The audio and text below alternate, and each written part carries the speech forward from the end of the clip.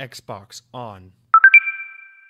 Welcome to Xbox On, the podcast with one host about one console, the Xbox One. I am said host, Jesse DeRosa, and on today's episode, we'll be talking about the latest Xbox news for the week of June 18th, 2020, including the enemy team has revealed the PlayStation 5 this past week, along with a bunch of upcoming next-generation games. AT&T is reportedly looking to sell WB Interactive Entertainment. EA has announced a new Star Wars game. All that and more.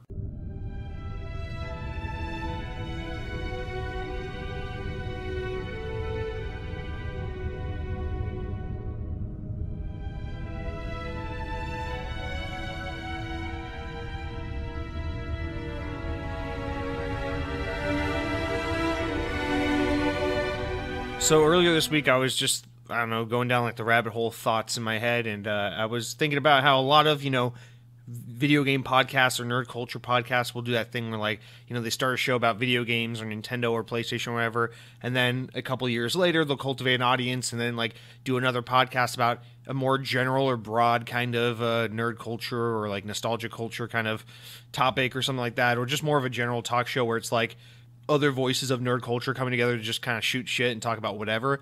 And I was thinking about, those kind of podcasts are probably a lot of fun because it affords you the opportunity to kind of talk about whatever's on your minds and with people who like similar things rather than just like always talking about one specific topic. So I was just kind of thinking about that, like how it's probably kind of fun topic or a podcast style to do. Not that I'm looking to start another podcast at all, but what I did come to the conclusion of is that if I were to hypothetically ever have a podcast like that, I did name it. I thought, a lot of those podcasts, it's like kind of funny and stuff, like they'll have a PlayStation podcast or video game podcast, but then they have like a podcast where it's just like video game people talking about whatever's going on in pop culture or whatever. And so I was like, if I had one of those podcasts, I'd probably name it Outside the Box or Thinking Outside the Box, right? Because the main podcast that started it all was Xbox On. And so the next podcast about like a more broad, slew of ideas and topics in the general realm of nerd culture and stuff like that could be like Thinking Outside the Box, but also play on Xbox. I thought that was a really cool name for a podcast that I'm absolutely never going to do, but yeah, I'm telling you guys that now. My girlfriend did not seem, she seemed less than amused by that idea and by that name, but I thought I'd share that with you for no reason at all. And with that said, well, we have a lot to talk about this week. I definitely want to preface with this. We are going to talk a lot about Sony's event last week in the PlayStation 5 because even though it's not technically Xbox news, I think, especially when you're talking about next generation hardware, I think everything one is doing is really relevant to the other. So, if this were a PlayStation podcast, we'd be talking about Xbox Series X a lot, and whenever Xbox does, events about their upcoming console. So for this show, I want to do a similar thing where we're going to talk about Sony's PlayStation 5 event because it seems, it's like, it's so important to the competition in the Xbox sphere that it's almost like pretty like Xbox news directly in a way to talk about this event. So we're definitely going to get into that today. So if you're looking forward to that, we're going to get an Xbox perspective on Sony's stupid internet router console that's so dumb and is underpowered and is stupid. And so look forward to that. And then before we really get into this week's show, or its regular kind of routine segments, I do want to do just a little bit of a rant on game clock accuracy. And so, I was talking about how I'm going through my kind of annual gotta play Destiny phase.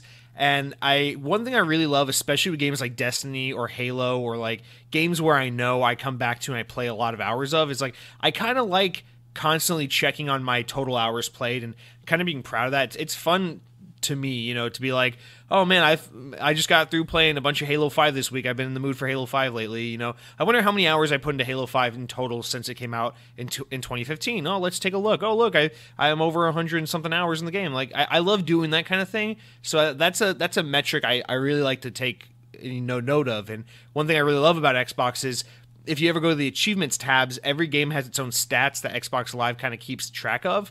And for every game, it's a little different, but most games, unfortunately not all, but most games do keep track of how many hours you've put into the game. And I really love that stat. But for whatever reason, I swear to God, I'm not going crazy. The stat, maybe it's just my profile, or maybe it's Destiny in general, but the stat for Destiny 2 is completely fucking broken.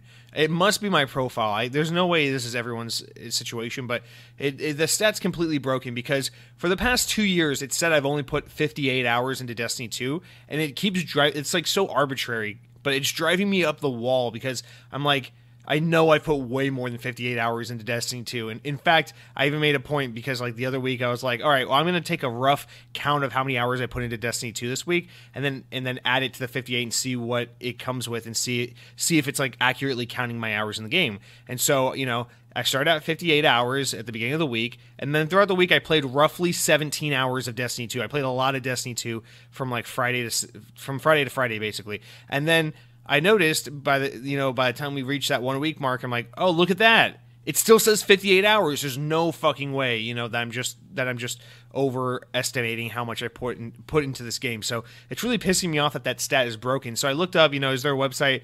Can I go on Bungie.net and track my hours? And apparently there's a popular website called like Time Wasted on Destiny, where you plug in like your PSN or Xbox Live profile, and it tells you how long you've poured into each account on Destiny, which is awesome. It's really cool. And I plugged in my profile, and it was like more accurate, but still incorrect. It was like 62 hours or something like that. I'm like, there's no way, you know, I played like 15 plus hours of Destiny this past week. There's no way I've only added like 4 hours to my clock count. And I understand a lot of these things, like it doesn't track time in loading screens or when you're like in the tower or during certain segments. It only counts, you know, the clock's only running if you're like in an activity, not if it's paused or something like that. I get that, but I wasn't spending too much time paused or on loading screens or in the tower or anything like that. I was in the game shooting shit, playing the game as it's meant to be played, and my clock still just says like on Xbox 58 hours and on this website 62, and it's driving me crazy. And I just wanted to use this podcast as a platform to rant about that, because apparently I think that's a significant event, a significant enough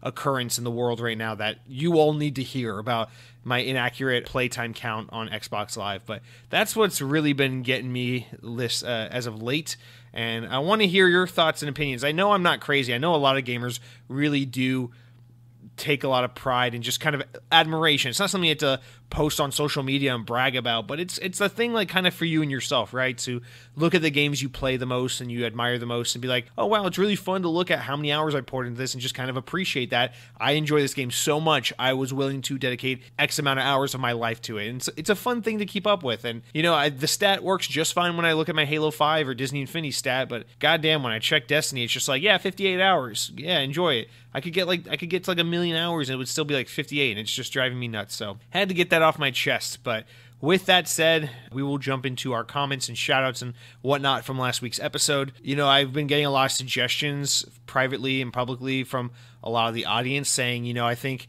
one way you can make the show a lot better would be if you started like doing magic tricks and stuff on the show. I don't know why multiple people have suggested that at this point, guys. It's an audio podcast, so without the visual element, I don't know how fun it would be for me to do magic tricks, but I greatly appreciate that feedback. I'm not going to read any of those comments on the show, but just know, to the many of you commenting, suggesting that I start doing magic tricks as a regular part of the show, I hear you. I think it sounds cool. It's just not practical for an audio-only podcast, but you are heard. I do see you there. All right.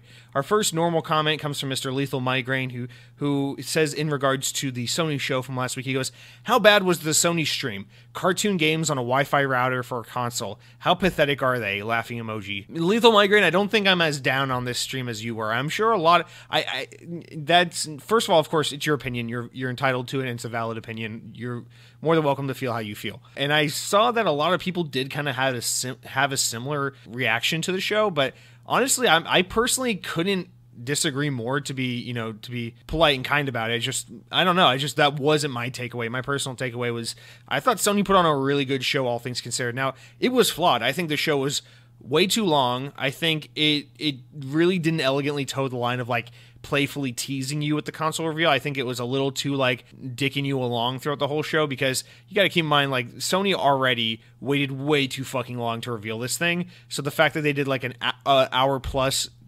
show revealing games leading up to the reveal of the box, and then the whole time they still just fucking strung you along. I thought that was more obnoxious than anything, and it pissed me off. I think, they relied really heavily on third-party games, which I don't think they're getting enough shit for, and I only say they're not getting enough shit because if Microsoft holds a press conference or a media briefing where they do, show new games and it's predominantly third parties, they get shit on. So this is a little bit of that typical double standard, for Microsoft, where, they can't get away with anything without being criticized, but Sony can do this, no one bats an eye. So whatever. That's not really a slight on Sony. That's a slight on the kind of public perception and the general kind of cultural reaction and attitude towards Sony.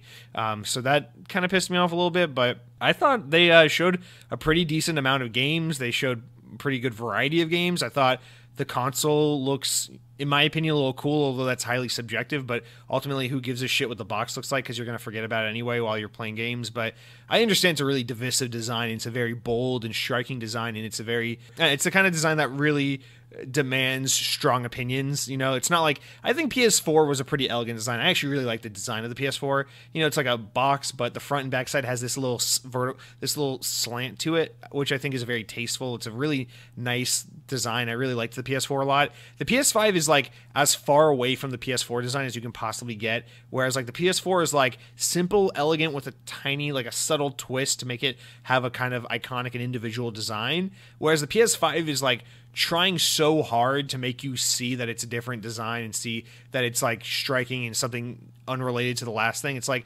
I think really Sony's whole philosophy to the design aesthetic of the PlayStation 5, both the console and the controller, is really part of their reaction to Microsoft, whereas Microsoft's going, we're blending the line between, generations. We're trying to make the next generation of Xbox more seamless, and from now on, Xbox is just Xbox. It's not about generation 1, 2, 3 with hard cutoffs for compatibility, and that's really Microsoft's thing, is driving that whole everything is paired together and no one's held back depending on what hardware they're on. Sony is trying so hard to differentiate the PS5 by doing just the opposite, by saying, hey, the PS5 is absolutely not the PS4. Note how it has very limited backwards compatibility, and it's all about cutting off the PS4 and moving on to the PS5, and about how games are supposed to take advantage of the new hardware and the new hardware alone. We're not supposed to think about the past and bring that stuff with us. And Sony's very, very much trying to do the exact opposite of Microsoft in terms of marketing.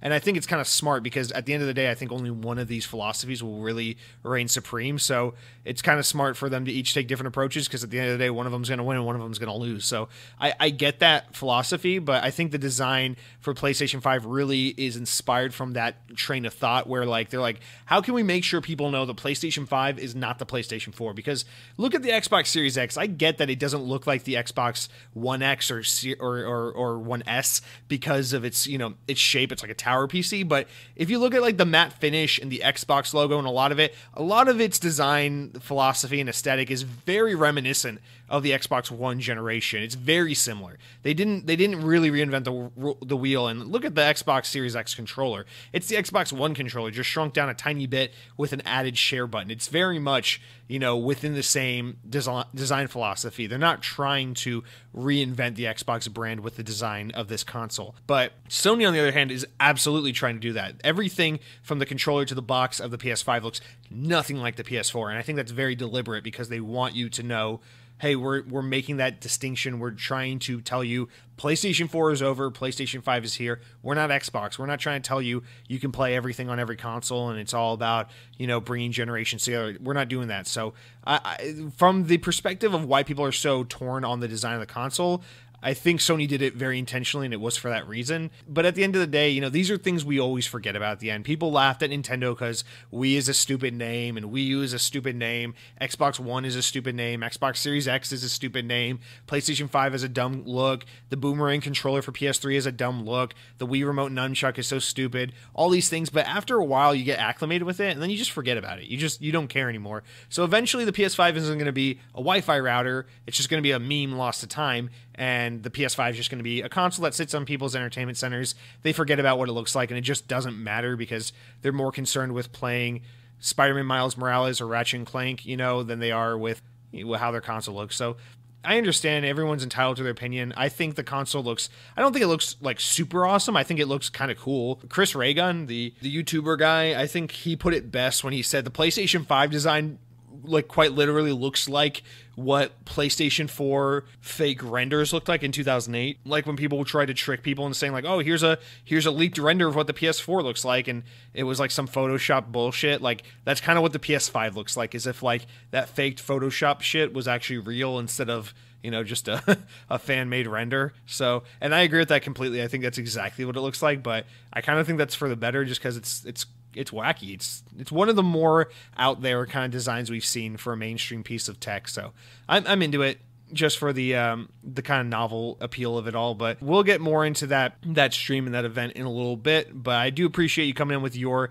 opinion. Lethal Migraine, you're more welcome to it. I think at the end of the day, we can all agree that regardless of what a console looks like or what games it has, we all know Xbox Series X is going to be better than PS5 because not because it's definitively or objectively better, but because we're all Xbox fans, and we know we love Xbox, and we know Microsoft is in probably the best place they've ever been in terms of just really listening to and catering to this audience and this fandom, and I think we're all really winning right now as we approach the Xbox Series X generation. So let's continue to try and, I mean, it's okay if you have negative thoughts towards Sony or the PlayStation fan base, that's fine, but you're more than welcome to think the box looks stupid or the games are uninteresting. That's your opinion. You're welcome to it. But let's also try to double down and keep our positivity on the Xbox Series X, because at the end of the day, that's the more important one of these two boxes, or at least I assume it is if you're listening to this show, because if you're listening to the show, you're probably an Xbox fan. Better just keep our focus on the exciting stuff coming from Xbox and less so the kind of potential or opportunity to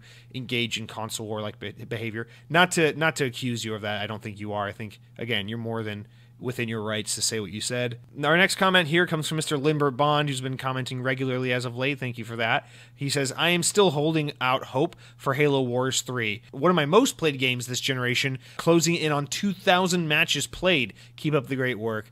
He is, of course, referring to our story last week that 343 is looking into making, or they're actively developing a kind of side game in the Halo universe, presumably. Man, I mean, like I said on the show, don't hold out hope for Halo Wars 3.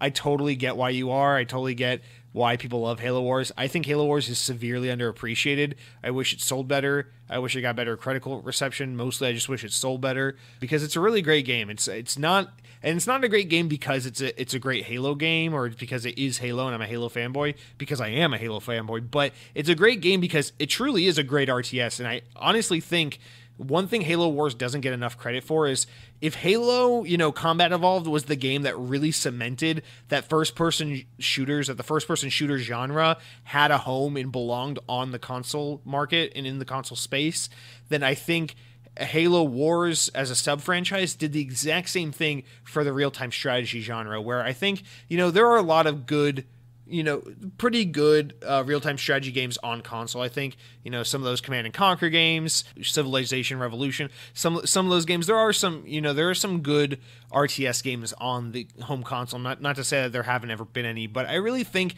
Halo Wars 1 was the best example of how to make a real-time strategy game work on a home console gamepad. And I think Halo Wars 2 really holds up all of those same design philosophies, and all the things that made that game click, I think, are brought forward in Halo Wars 2. And so it's really quite unfortunate that Halo Wars doesn't get the recognition and appreciation it deserves for doing that in the way that Halo Combat Evolved did the same for first-person shooters. But then I also recognize that the RTS genre is super niche, and it's really predominantly a PC thing.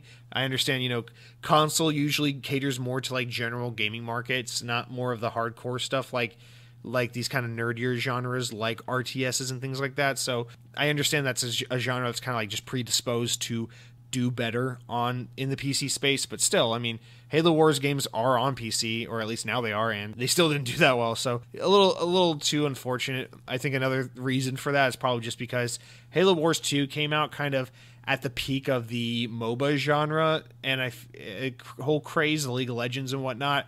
And I think the problem is that kind of genre, I think, really took the steam out of the RTS genre. It's kind of like how, the Battle Royale genre has really taken with the exception of like Call of Duty and stuff like that, it's the hero shooters and the battle royales have really taken a lot of the steam out of your more traditional like deathmatch domination kind of shooters like your Call of Duty, Halo, that kind of like Xbox 360 era multiplayer games. So I think that has a lot to do with why Halo Wars 2 kind of flew under the radar. It was a genre that was starting to wane in popularity and relevance, but I really don't think we should hold out hope for Halo Wars 3. I think whatever it is, it's going to be stealth-oriented or third-person action or first-person shooter, something a little more a little closer to the realm of like what a traditional Halo is, more of a slight deviation in genre than something as starkly different as a RTS. But I hope I'm wrong and that you're right, because I would love for there to be a Halo Wars 3. I would love to have specifically the Halo Wars 2 story continued in another Halo Wars proper. So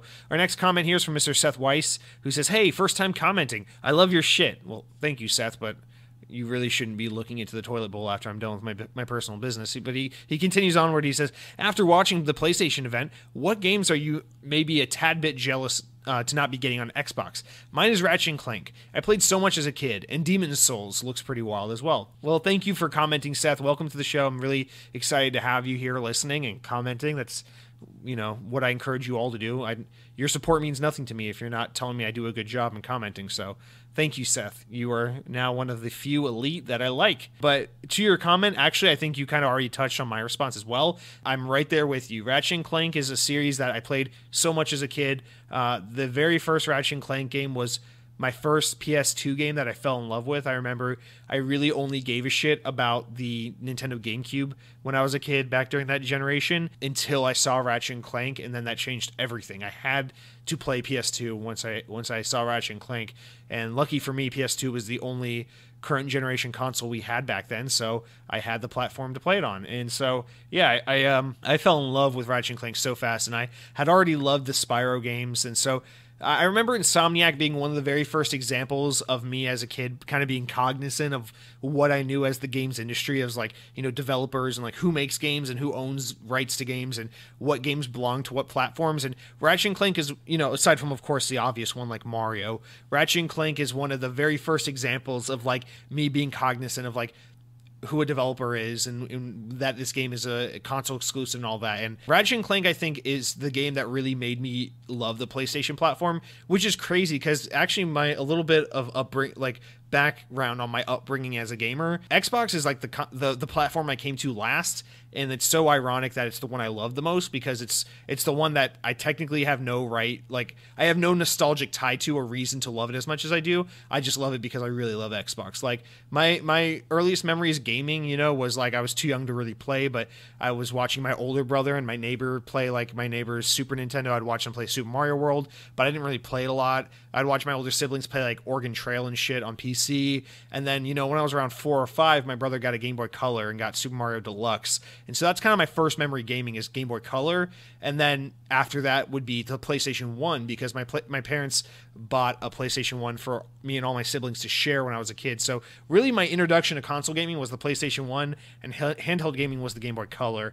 And that's kind of what I grew up on. Me and my siblings played like Tomb Raider and Spyro and Tony Hawk's Pro Skater. And those were like my first real serious gaming memories of not just watching games, but like getting my hands on games. And then from there, I really grew to be a Nintendo kid. Like I got an N64 when it was like older and cheaper, and like my family got a PlayStation 2 for Christmas when it came out. So like we played PS2 games, and like honestly, we didn't even get our first Xbox until right before the 360 came out. My brother mowed lawns for a summer and bought a used Xbox original off one of his friends, and that was my introduction to like Halo 1 and 2. I played them probably first, I think it was 2004. I played Halo. It was like right when Halo 2 came out. I played 1 and 2 and fell in love with Halo, but didn't really give a shit about Xbox otherwise.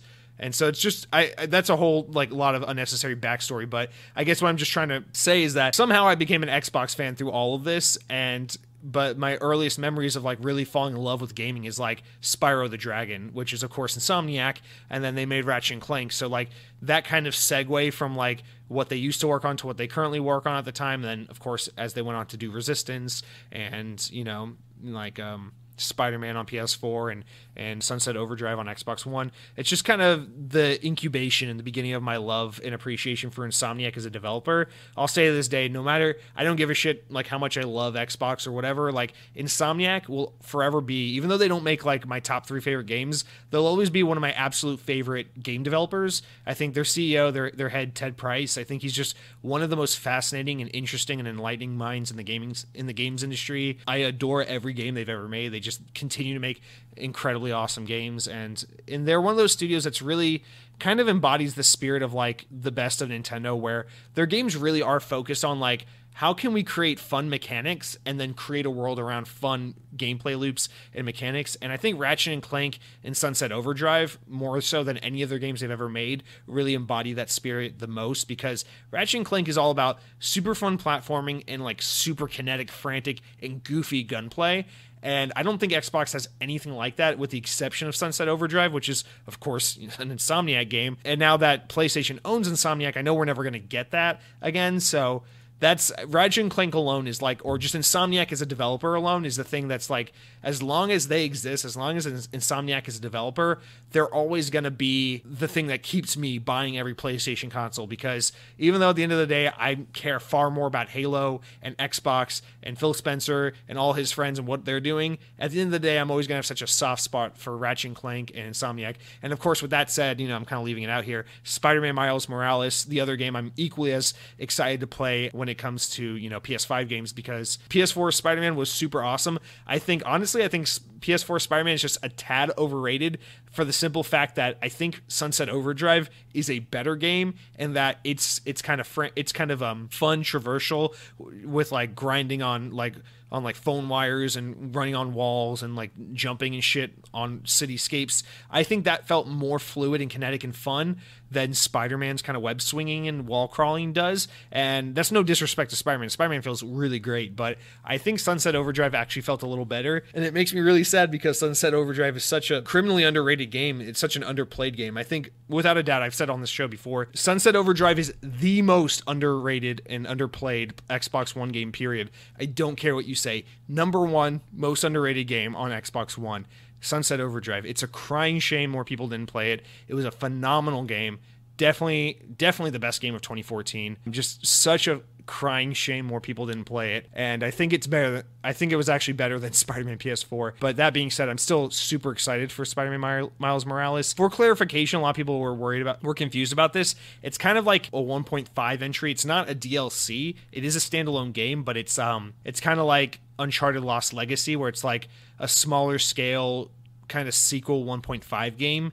It's not the proper sequel. Like, there will be a Spider-Man 2, but Miles Morales is like the stopgap in between 1 and 2. So might even be like a $40, $50 game instead of a $60 game, but that doesn't make me any less excited for it. I thought Miles Morales was probably the most interesting character in Spider-Man PS4, and I'm really excited to play as him and see more of his story. So really excited overall for those 2 games. That was a really long-winded way to answer your question, but I was excited to geek out a little bit for my love of Insomniac on this show, because they are a developer I just love so very much, and PlayStation will always have relevance in my heart as long as Insomniac's around. So, and to your point about Demon's Souls, man, it's funny you say Ratchet & Clank, because I couldn't agree with you any more on Ratchet & Clank, and I couldn't agree with you any less on Demon's Souls, because no disrespect to you, I'm glad you're excited for that. I hope you enjoy it a lot. Demon's Souls, Dark Souls, all that stuff, that is like as far away from my type of game as you could possibly get. But that being said, I think Sony did have a lot of other great games, which we'll get into in a little bit with our first news story. And then our final few comments here are, Shocky comes in and says,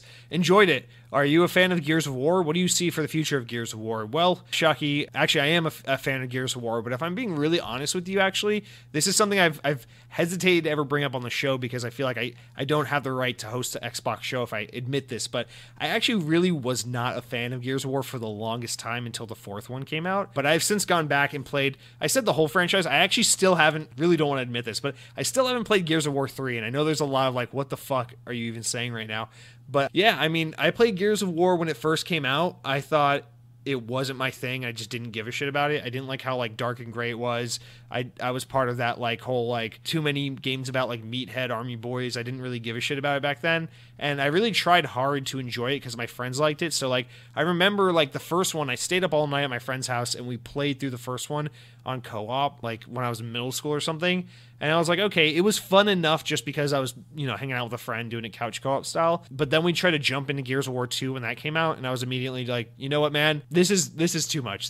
One was enough. I don't need to do this again. And so I just dropped the series there for the longest time and didn't come back until Gears 4, where I thought the Coalition did a really good job of kind of soft rebooting the universe, and not in the fact that, they change history or something, but like in the fact that I think the new cast of characters in the Gears of War franchise are a lot more humanized and relatable and enjoyable than the original characters. I really like Del, JD, and Kate a lot more than like Markus and Dom and the original crew, which I know is kind of like blasphemous. This is kind of like turn off this podcast, fuck this guy, not a real Xbox fan. I understand if you feel that way. That just was kind of my feeling on Gears of War, but I've since gone back and replayed the first two, and I was actually going to replay 3 pretty recently, but kind of became one of those games that like fell off my immediate list, and I feel really bad about it because I've had Gears of War 3 spoiled to me up and down. I know about the big spoilers, the big things that happen with Dom's death and everything, but I really do need to get around to that game. I feel truly bad about that, but I don't know, now in retrospect, I think Gears of War 1 is a very important game for its time. I still think Gears of War 1 and 2 are, I like them a lot better now as a 25-year-old than I did when I was younger, but I still think that they're just not 100% like my favorite thing. I definitely like them a lot more now. I think they're very enjoyable from a gameplay perspective. I think Markus is a really cool and interesting character, and I really do enjoy kind of the bromance of the original cast, but I still really think that the Coalition is doing a better job with Gears now than Epic did with Gears back in the old days, and I really love Gears 4 and 5. Except for the kind of cliffhanger, you decide the ending kind of thing they did in Gears 5. I really enjoyed the gameplay, the kind of modernization of the formula, while kind of really keeping the whole formula intact, and just the newer character and the new story arcs a lot more. So I am definitely a bigger fan of Gears of War now than I ever was, and I really look forward to what they do next. I think, honestly, the next Gears of War game is probably going to be just Gears 6. I suspect we'll see that probably around 2022. And then, of course, we got Gears Tactics coming to the Xbox One later this year, so I assume that will also be on Series X, to be honest. But honestly, I think Gears of War is in a very different place from, its parallel, which is Halo, because those are, of course, the two biggest franchises for Xbox are Gears and Halo, but they're in kind of a different space because, and I don't mean any ill will towards 343. I love Halo. I think 343 has done a great job with Halo, and I think they're in a kind of tough spot where they're damned if they do, damned if they don't, because Halo, I think, needed to evolve in some ways, and they needed to take some liberties with the franchise, and I think with Halo 4 they made a lot of little mistakes with the formula, although the story's phenomenal, and I think in Halo 5 they correct all of those mistakes with the formula, and I think they really perfect the game from a gameplay perspective. I truly love Halo 5, but Halo's in this weird position where they've now fractured the fan base so much with Halo that, you've got like old fans that hate Halo now, you've got newer fans that love it now and think it got better from how it used to be, and then you just got a bunch of people who are just kind of like they've grown out of Halo or just kind of don't care about it anymore. I think I see Halo very much, especially now that we've had a long time since a proper Halo release, I see it very much the same way we saw like the Legend of Zelda series right before Breath of the Wild came out, where I truly think if Halo Infinite comes out and it kind of Breath of the Wild's the formula of Halo, if they can kind of somehow capture that magic or the equivalency of it for a Halo game, I truly think that they can make Halo as, massive and relevant as it once was again. But I think it's a lot harder for 343 to pull that off, and there's a lot more working against them than there was for Nintendo to make that happen with Zelda, because I think with Zelda it's like a franchise where everyone wants to love Halo, and I'm getting somewhere, this is connected to Gears, I promise, but I think everyone wants to love Halo, but everyone also wants to hate Xbox, and everyone's always looking for a reason to be like, well, this is why Xbox sucks, this is why 343 isn't Bungie, this is why, everyone's looking for a way to criticize Bungie or 343 in Microsoft. But with Zelda, it's like everyone's looking for an excuse to tell you about why they're a 90s kid and Ocarina of Time is the greatest game of all time and Zelda's amazing and Nintendo can do no harm, even though everyone pretty much unanimously was like didn't give a shit about Skyward Sword and thought Twilight Princess was a little disappointing. So Zelda had a similar thing where it had some rough years of like putting out good games that just kind of didn't really light the fan base on fire. And I think Halo's in a similar spot where it's like if they can find a way to make like the God of War 2018 or the Zelda Breath of the Wild equivalency for Halo, they can really reinvigorate the fan base and bring old people, like bring lapsed players back in and make, current fans more pumped and hyped than they've ever been in their lives. But it's a really tricky situation because Halo is one of these things where like more so than everything, any game I can think of, everyone's kind of like holding a gun to 343's head saying like, hey, make Halo, relevant and timeless and as fun as ever before, but don't change a goddamn thing or I'll kill you. It's like, what do you want from this studio? I see people like, even people I greatly respect in the Halo community constantly talking like, oh my God, if they put Run into Halo Infinite's dead. Halo's dead forever. Fuck Halo. It's like, what do you... Dude, they proved so well in Halo 5 why running has a place in Halo. Yet the old Halo fans are so pissed off about running. And then, new Halo fans are just like, oh, I hope they don't go back to the old formula because I don't want to play something slow and old like Halo 2. And it's like, that's pretty understandable. I think Halo 2 is a great game for its time, and it's time to push the game a little forward. But it's a really rough situation, and then there's still that whole burning question of like, is Halo Infinite going to be like an open world game, or is it going to be another like level based, kind of more linear, open sandboxy kind of level based game like most Halos? So it's like there's just so much with Halo Infinite, so much at stake here, and I think. So what I'm getting at in relation to Gears of War is that I think 343 has everything to lose with Halo, and there's a lot more nuance and possibility with what's going to happen with that franchise, whereas Gears of War is just the opposite, where it's like Gears of War is, the Coalition is knocked out of the park with Gears of War. I think Gears of War 4 and 5 are literally just more Gears of War where they've tuned the gameplay a little bit, they've opened up the world a little more, and they've kind of elaborated on the formula just a little bit more without insulting or harming or really defecting the original intent and purity and feel of Gears of War. I think the Coalition has done such a masterful job of making sure Gears of War still feels like Gears of War. I know some people say like the tone's a little lighter and feels a little more PG than it used to, but it's like, sure, you can say that, but I really truly think the Coalition's done an A+ job of making sure the Gears of War franchise is kind of like simultaneously brought into the modern age while also keeping its core mechanics and its feel and kind of identity intact completely. So that's a really impressive feat for the Coalition. I think they've done an amazing job, which is why I think the kind of plan for here on out with Gears of War is to just continue to make, Gear 6, whatever, next one, because they really haven't given the fan base a reason to be like, oh, you fucked Gears of War, you Halo'd it, you 343'd the whole thing. So I really think Gears of War from now on is just going to be, or at least for the foreseeable future, the next few years at least, we're just going to keep Gears of War where it's been. Obviously, Gears 5 didn't light the world on fire the way Gears 2 and 3 did, but I think that's more of a thing where it's like it's just popular to not give a shit about Xbox.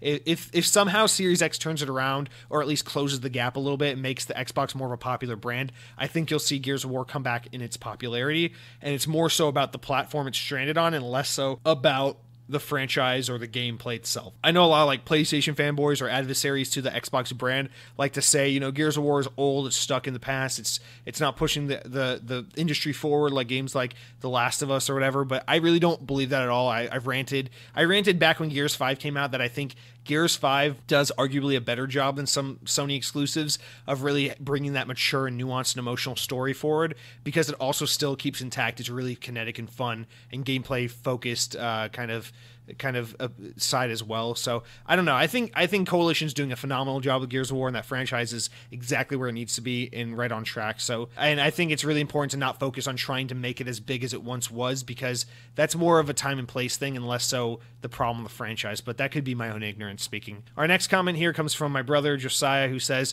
what do you think of Star Wars Squadrons probably being one of EA's last Star Wars games unless they somehow get their license renewed? I don't think it has any appeal for me, but I'm happy to see them doing something less conventional in the modern age of gaming. And we will get to that question as we get into the story pertaining to that the announcement of that game. But yeah, I think this is this game has goodwill written all over it. It's one of those games that's not set up to sell ridiculous numbers of copies, and it's cheaper, it's cross-play, it's coming out soon, it's story focused. I think this is one of those games that's it's like Star Wars Jedi Fallen Order, where it's a lot of goodwill put into this, and I think that's what EA is trying to do with their last remaining years of the Star Wars license, is try to make good on these years and years of fucking up this IP to hell.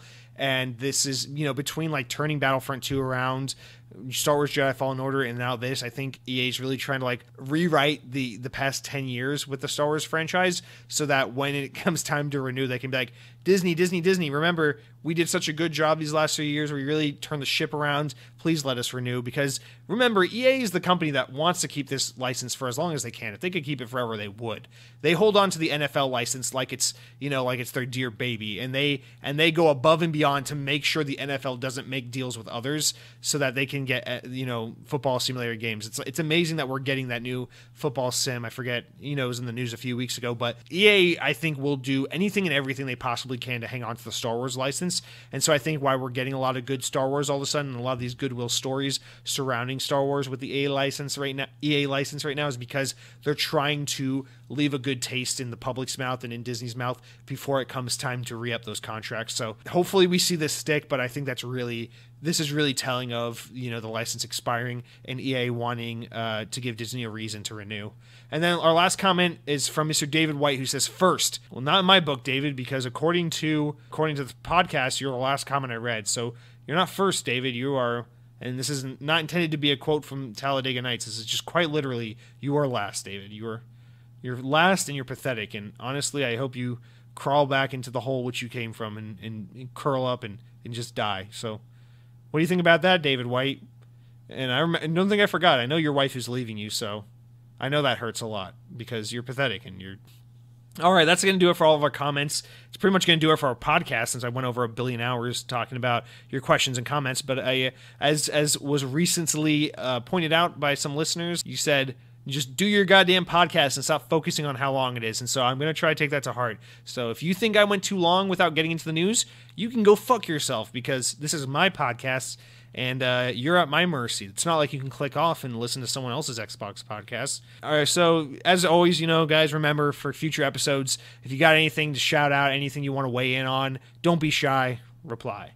Next, we're going to get into what I've been playing, but of course, before we can get into what I've been playing, let me tell you what I've been eating. This segment's been really lacking, since the whole COVID thing happened. I haven't been eating like a king, I'll tell you that much. It's a lot of cooking from home. It's a lot of repeat recipes and just trying to, I'm doing a lot of that eating to live and not a lot of that living to eat, which I would prefer to be doing. But I have been intermittent fasting. I haven't been able to really work out. Not that I work out. I try to get steps in. I try to run every now and again, do some push-ups, just something to prevent me from having a fucking heart attack at 29. But I've been doing this intermittent fasting thing. I've been listening to some opinions on it from the Mr. Joe Rogan and the like, where they're like, just don't eat after 8 p.m. and in the morning don't eat till 11 a.m. Just kind of tell your body now is time to burn fat and slow down your metabolism and just kind of control your consumption and things like that, and just only eat within certain hours of the day. And I don't know that it's really helping me lose weight or keep my weight under control, but it does make me feel better. I know I sleep better at night knowing I'm not like sitting on food or anything. So it does, as much as it sucks, doing like this first 4, because I work at my job, I go to work really early in the morning, so 11 a.m. doesn't sound too bad, and it's not on like a day off, but like when I'm at work, it sucks dick when I get to work super early in the morning. I have to wait till 11, and I haven't eaten since like 6:30 at night or something like that, So it can be hard to get to it, but it's worth it, because that feeling in the morning when I don't feel like shit from the night before, or at night when I'm going to bed and I don't feel like I'm sleeping on food. So I definitely recommend the intermittent fasting if that's something you've heard of, you're looking into. If not for, the whole people try to do it to lose weight or to keep their weight under control, I think it's good just because it helps you get a better night's rest and it helps you feel less shitty in the morning. So that's not really what I've been eating, but it's related to things I eat, and it's kind of one of the more pathetic things. This is like my health and wellness podcast, so fuck you all. We're all throwing our Xboxes out the window and plugging in our Wii Fits. So let's get back to video games, something a little more healthy for the brain. We've got what I've been playing this week. And as I said last week, I'm in my annual Destiny phase, so playing lots of Destiny 2, getting into that Season of the Arrivals content, really enjoying it, really enjoying jumping into Destiny 2, with the exception of that whole my hours are kind of inaccurately counted thing that's driving me nuts. The game's really fun. Destiny is a game I've always played solo. The only thing I've never gotten to do on Destiny that I've always wanted to do is do a raid. I've never gotten to do raids in that game, which is a little sad, but I've always felt like, people act like Destiny is a game you gotta have a group of friends to play. And I used to have that mentality, you know, when I first got Destiny 1, I bought it with a friend. We did the midnight launch. It's the last midnight launch I ever did at GameStop before I grew up and realized you can download your games like a modern person. And I really have fond memories of Destiny 1 because I did kind of play it a lot with my buddy at first until he went crazy, shaved his head off, sold his Xbox, and bought a PlayStation 4, at which point I never talked to him again. And so, I don't know, I've been playing Destiny kind of since the beginning of Destiny 1 is what I'm getting at, and I've never really gotten to play the raids, but what I've really come around to in my latest kind of quest to play a bunch of Destiny is that it really is the kind of game where, like, if you don't play the raids and you don't play with a fire team, there really is still so much to do. Like, I've really had no shortage of fun to be had on Destiny, playing alone throughout, you know, since 2014 when Destiny 1 came out. I really do enjoy it as a single player game, and I think Destiny sometimes, you know, it doesn't get enough credit as being as like single player friendly as I think it is. I don't know, I can fall into the community rabbit hole of like watching YouTubers and learning stuff from like subreddits and things like that, but without ever having to actually engage with another human being, which is something I really like about Destiny. And it kind of feels like I'm part of a community and engaging in a community and engaging in this living, breathing world while also not having to like actively make friends and talk to people. And I just really appreciate that aspect of Destiny. And I've really enjoyed, I don't know, just falling back down the rabbit hole and learning all the things I've missed since I was gone the last time I played Destiny. And it's really fun, but I think my Destiny thing is winding down. I do plan on kind of playing it continuously throughout the season a little bit here and there, but we're going to jump in because this week starts a very busy week for gaming. As a little side note, I also played some Sonic Generations, one of the best 3D platformers of all time. Great game.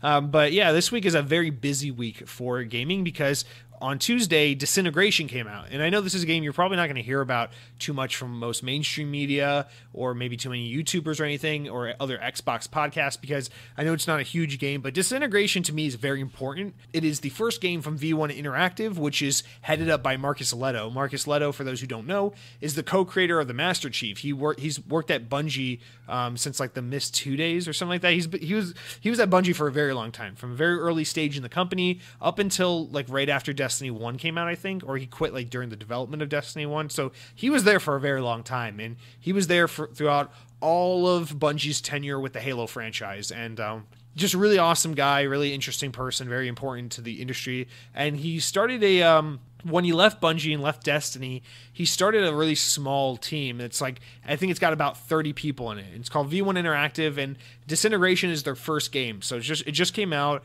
and it's published by Private Division, the publishers behind The Outer Worlds. They are a 2K owned, like, smaller publisher, so you may have heard of them before. But yeah, so this game is really, really interesting in that it's this kind of combination of like first-person shooter and like these little floating motorcycle grav cycles paired with like light RTS elements where you're controlling like small squads of like 2 to 4 people, and it's a really interesting game to try to marry these two gameplay or these two genres together. And I think the game kind of quite successfully pulls that off. But the game also suffers from a lot of like just small dev team kind of things where they tried to make, it feels like they tried to make a AAA game by like the standards of like 2008. And it just really doesn't age well, you know, in 2020. You know, we can tell AAA games have really come a long way. And I don't think this is trying to be a AAA game by any means. It's definitely like a AA game, which is great for me because, you know, I always complain about how we don't get enough of this stuff. So I'm really enjoying it, and I really kind of cautiously put a thumbs up on it as far as recommendation goes. This is a game for people who are just really diehard fans of like Halo and all things surrounding Halo. If you're one of those people like me who's like, I love Halo and I love Bungie in general and I love what the people around this franchise and these franchises have gone on to create, there are some touches of Halo, like everything from like the HUD feels very Halo, the loading screens feel very Halo. When you start out the game, you like look up and down to calibrate your camera, very much like Combat Evolved, and just some little touches and nuances that are very Halo feeling. And then there's some design philosophies to the game that are very Halo, where it's like you try to beat a level under par time, and just some design choices behind the game are very Halo feeling. And for that, I really appreciate it. But it also just feels a little Destiny as well, where like in between levels, you're kind of let loose in like this hub world where you can explore and talk. But that's kind of where you get to my gripe with the game so far. I'm only a couple hours in. I'm very early in the game. But the game feels very like it tried to be ambitious and like offer like little hub worlds and really like destructible environments and things like that when you're in levels. But a lot of the design feels very surface level. Like the worlds don't feel too fleshed out. They feel a little static. Some of the little explorable areas just feel like empty boxes boxes where you don't really do much of anything that kind of exists for no purpose. And so there are a lot of like little critical dings I can give the game for why it's not great, but I didn't download this game expecting it to be like my game of 2020. I downloaded this game for the same reason, I bought, Starling Battle for Atlas in 2018. It's one of those games where like I saw the first trailer for it and immediately was like, okay, this is definitely like a smaller AA game, something that's not going to do much better than like a 65 on Metacritic, something that a lot of people are going to forget about or never give a chance.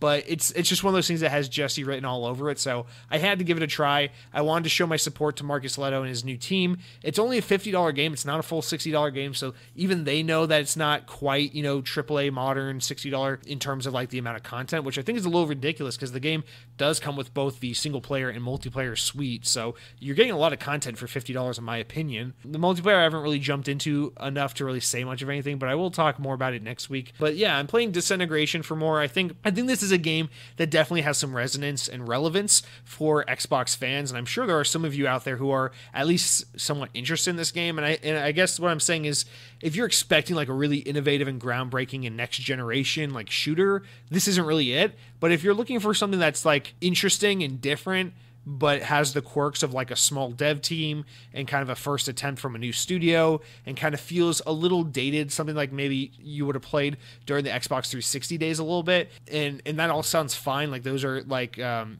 setbacks that you're willing to work with and still makes the game sound interesting, then I think this game is at least worth a try. And I assume it will be on sale pretty soon. It won't sell very well, unfortunately, so if you're at least somewhat interested, I'm sure you'll be able to pick this game up for like $20 in a few months anyway. But yeah, Disintegration, that's what I'm playing this week. And of course, it must be said, not an Xbox game, but this is a massive week in gaming because tomorrow, as of the time you're listening to this podcast, Friday, the 19th, The Last of Us Part 2 finally comes to PlayStation 4. It's just one of those games, you can't get away from it. You cannot ignore it. It's such a massive, important game, and super excited to play it. This is going to be the first time I really sit down and play a full PlayStation 4 game for the first time in like 2 years, maybe since like God of War or Spider-Man. So I'm really excited to have an excuse to get some value out of my PlayStation 4. I always feel a little guilty that I bought the damn thing and I never use it. So I'm really excited for Last of Us. I'm really excited for like a really compelling narrative in a game, and I know this is going to be boundary pushing. I haven't been spoiled yet, with all the spoilers and everything from this game, and so I'm really grateful for that. And I really don't give a shit what people say about the game, whether it's good or bad. I'm excited to play this game and make my own, come to my own conclusions about it. So, and I'm sure this is one of those rare examples of a PlayStation game where a lot of this audience is probably interested in it. So I'll tell you how it is next week. I won't get into it too much because this is an Xbox podcast after all. But now that we are about an hour into the show, let's jump into some Xbox news stories. We will, or the news stories in general for the week. Thank you for bearing with us. Cue the notification bumper. So as we got into a little bit earlier in the show, of course, PlayStation, just last Thursday after last week's episode went live, held their PlayStation 5 reveal event. Very big event. And I think we really have to talk about first the kind of stark contrast between how PlayStation handled their event and how Xbox handled their event. Now, we know Xbox is coming out with their big event in July. It's where we're going to see Halo Infinite. It's where we're going to see the first-party games. And I suspect we'll probably get our release date and price for the Series X. I'm expecting it to be a pretty substantial event. But the event we got last month from Xbox for the Xbox Series X third-party lineup was a very...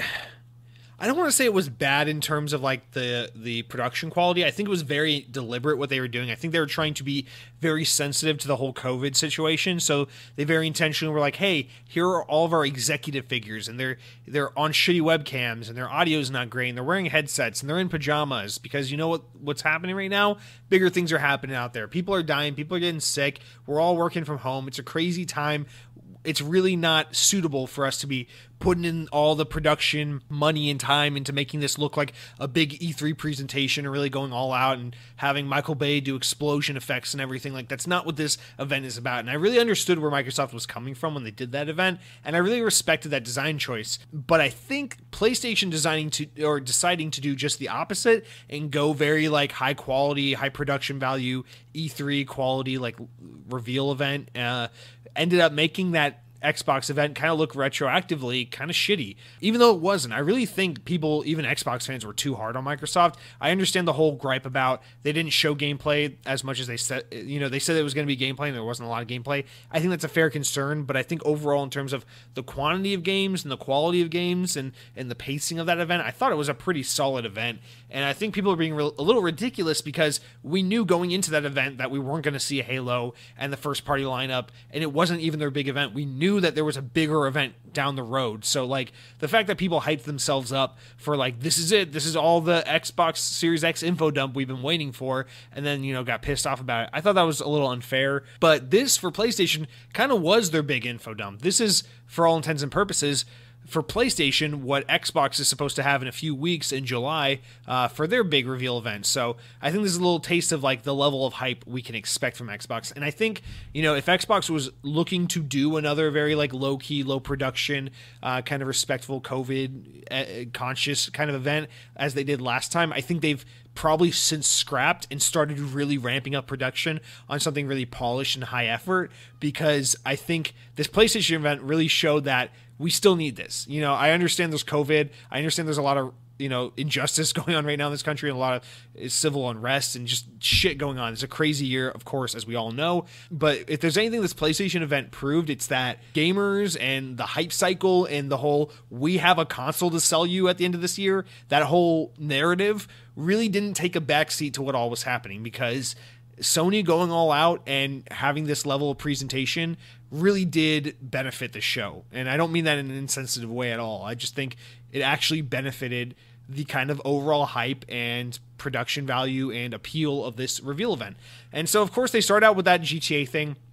It's very important to note that whatever they did with GTA, all that stuff is coming to Xbox, but I get it. They're like, GTA Online is coming as a separate kind of download for the PS5, and it's going to have timed exclusivity on PS5 and all that shit. Sure, whatever. I mean, obviously that's all coming to Xbox Series X later, probably half a year to a year later. I know this is technically a big deal because, as we talk about with NPD numbers all the time, Grand Theft Auto 5 cannot stop selling in the top 20 spot every month since 2013. So I get that GTA, despite not being a huge thing for the hardcore gaming market, is a big thing for the gaming market in general, because so many people buy time and time again GTA 5 and play GTA Online and put time and money into this specific entry in the GTA franchise. So I understand it's a big thing, but I thought that was kind of a really weak place to start off, because they're like, all right, you ready for the PlayStation 5? Well, here's a port of this game that's not even from this generation, but from the generation before that, and it's coming to PS5. It's like nothing like neuters the excitement for next generation more than being like, here's a game from 2 generations ago. It's like, by the time GTA 5 hits PS5, it will be 2 generations old. And I know it came out at the end of the PS3 generation, but like, it's still 2 generations old. It's like, it's kind of ridiculous at this point. So I understand that was more about appealing to investors and ensuring people like, hey, so many people love Grand Theft Auto and so many people play Grand Theft Auto. That experience is coming with you to PS5. But, for like the hardcore gamers and for like the games media type and all that, starting off with GTA 5 was like the most underwhelming thing you could have done. So I think that was actually a big fumble, because this event really should be about getting the gamers hyped up and your most passionate fan base, because the people who are trying to pre-order your console and get it day one are your most passionate, most hardcore users. The millions and millions of people who keep buying 7, 8, 9 copies of GTA 5 every couple months are not the people who are lining up to buy the PS5 day one. Those are the people who just buy a PS5 at some point because they need a platform to play Grand Theft Auto on. So you need to, I don't know, they really should have come out the gate swinging with like Spider-Man or Ratchet or something, or just, in my opinion, they should have just showed off the box. And I understand the desire to show the box last so they could give the games their chance to shine, but it kind of had an opposite effect on me, where I was spending the whole event just like, show us the goddamn box already. It's like, we've seen the Xbox Series X since December, and now we're in June, and like, we still haven't seen this PS5. Like, come the fuck on. But I want to go down the list of games shown and kind of differentiate and give you a taste of like how many of these are actually Xbox Series X games, because we're used to PlayStation really catering to like the exclusive market and really playing up that market, but that's really not what the PS5 is all about so far, as it seems, because it's a lot of multi-platform games. And so we'll kind of go through the list and go over that. And now they are doing a lot of like that timed exclusivity shit. And I think Microsoft used to get a lot of shit for this in the early Xbox One days, especially with like Rise of the Tomb Raider, when it was like, oh yeah, it's an Xbox exclusive, but only for a little bit of time. They didn't say how long. It ended up just being a year.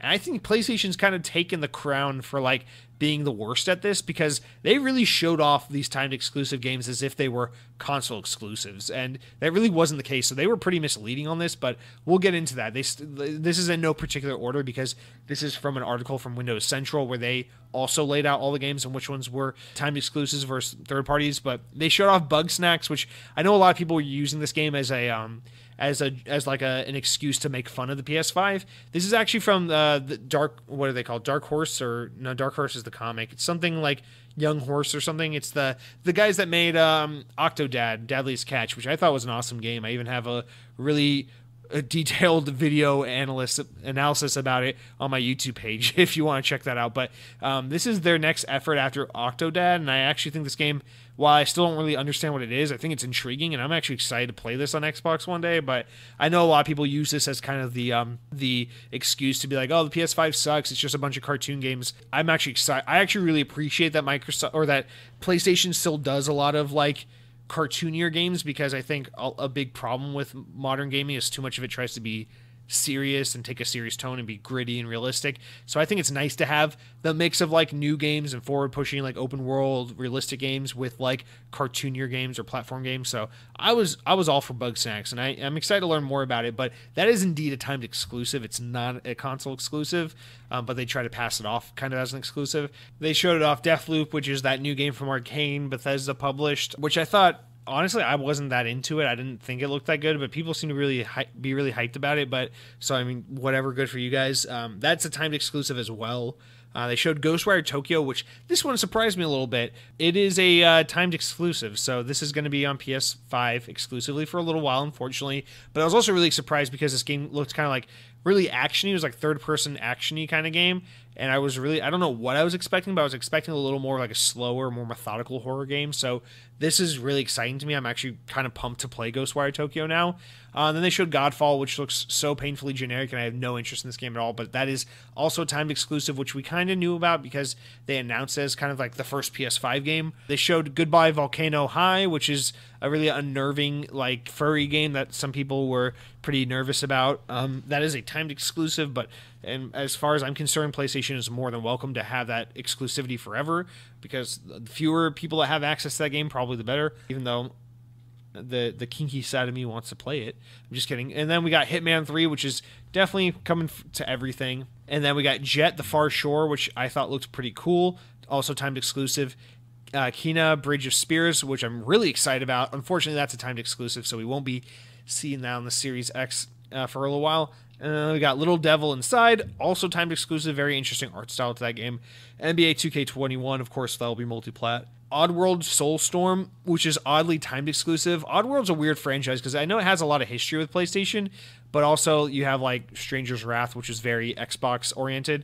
So it's just a very weird situation with the history of that franchise, where it's kind of had history with both Microsoft and Sony. But this one will be timed exclusive on PS5, but of course eventually come to Xbox Series X.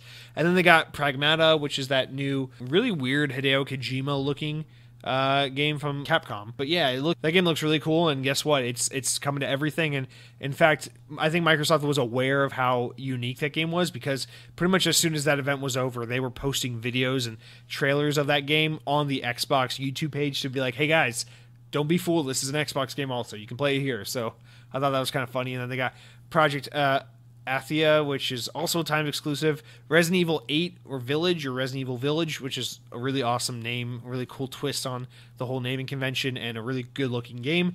Will also be, of course, on Xbox, so that's not timed exclusive. Solar Ash and Stray were both timed exclusives. So for the most part, they showed timed exclusives, and that what that tells you is that PlayStation worked their asses off to get a lot of exclusivity, which is interesting to me, because it's like, why would they be doing that? Well, if you look at the history of like the PlayStation kind of marketing mentality, it's always been games, games, games, which is, of course, in my opinion, the right answer and the right approach to have. But I'm seeing this as like they don't have a whole lot of exclusive games to show, or as many as they wanted to have out the gate, and they're trying to avoid the problem the PS4 had, which was that, a lot of people don't remember this, but the PS4 kind of had a really shitty first 2 years, and I know people don't remember that because we were all too busy shitting on the Xbox One, but I think the Xbox One kind of undoubtedly had a better start than the PS4 from just the optics of games, because the Xbox One, they kind of had an inverse relationship where Xbox One actually kind of came out the gate with a solid first party lineup, and then as the console went on, turned to a dry spell of shitty, like nothing of exclusive games, and PS4 had kind of just the opposite, where like the first 2 years of the PS4 kind of sucked, and until like Uncharted 4 and Bloodborne came out, like PS4 really didn't have jack shit for a long time. It kind of really like sold itself on poning Xbox at E3 and having Call of Duty. Like those two things like alone just made PS4 do so well. And I think PlayStation is a little more nervous this time around and sees that Xbox is a far more formidable opponent, and is saying, well, we need to really double down on having a lot of exclusive content on this box day one, because how can we compete with Xbox? Game Pass is so enticing. A console generation that works up and down with all generations of consoles and has forward and backwards compatibility and is super, super powerful, even more powerful than our box, and then possibly even less expensive. It's like, the Xbox Series X is such a intense and threatening piece of machine, a piece of kit in the face of the PS5. And I think Sony is really well aware of that and very nervous about it. That's why they won't release pricing details on the PS5. They're really waiting for Microsoft to go first. And I think all this timed exclusivity we're seeing is really a response and a fear to that. It's their way of saying, well, what can we do? We can't make this box get any cheaper because we need, PlayStation is how Sony makes money. Microsoft could, Satya Nadella could decide tomorrow he's writing off Xbox and just fold the whole gaming division at Microsoft, and it would be a drop in the bucket to them. It would be nothing. But Sony is in such a different position because Sony needs PlayStation. So, it's such a scary position when Xbox Series X is looking like, I'm not just saying this as an Xbox fanboy, I'm saying this as someone who like objectively thinks the value lies within the Series X, where like the Series X looks like the better console by all accounts and might even be cheaper than the PS5. Like that's terrifying. So I think Sony's looking really to just find anything and everything they can to really throw some fire and throw some heat Microsoft's way and say, hey, we're going to stand toe to toe with you despite being less powerful, but despite being more expensive. And, they're really relying on the kind of blind favoritism towards the PlayStation brand paired with a bunch of game exclusivity, and I think that's what this timed exclusivity thing they're doing here is all about. It's really about saying, yeah, we got Spider-Man, we got Ratchet & Clank, we got Demon's Souls, we got a new Horizon game, and I think that's a pretty solid lineup, even though two of those games I don't think will be out during the launch window. But that's a pretty good little lineup of foreseeable console exclusives. But to be like, that's all we got is just not enough. They need more. So they're like, just boom, boom, boom. You got Bugsnax, you got Deathloop, you got Oddworld, you got Godfall, all this shit. It's like, whether you like it or not, it's just, they're just inundating you with so many exclusive games or timed exclusive games. But, to most people, timed exclusive is as good as exclusive, right? Destiny kind of won the PlayStation, PlayStation won Destiny over Microsoft, even though Bungie's always been, at one point they literally were a Microsoft studio. Bungie like got so deeply associated with PlayStation because of that exclusivity with certain content and certain things with Destiny and the marketing deal to make, Destiny always advertised as a PlayStation game. That stuff really, really, truly works on the average consumer. So if PlayStation 5 is coming out and, someone's like going into Target and they see Xbox Series X and it's like, oh, I can play Cyberpunk, which is already on Xbox One and it is forwards compatible on my Series X, but it's not really a Series X game. And, oh, look, Halo Infinite, that's a really big win, but, it's Halo Infinite. But then they're looking at PS5, like, oh my god, I got Spider-Man, I got Ratchet & Clank, I got Godfall, Ghostwire, Tokyo, Deathloop, Bugsnax, all these games. Not that these are all launch window games, but just this idea of like, at some point you look at a store shelf and see how many more games are on PlayStation than there are on Xbox.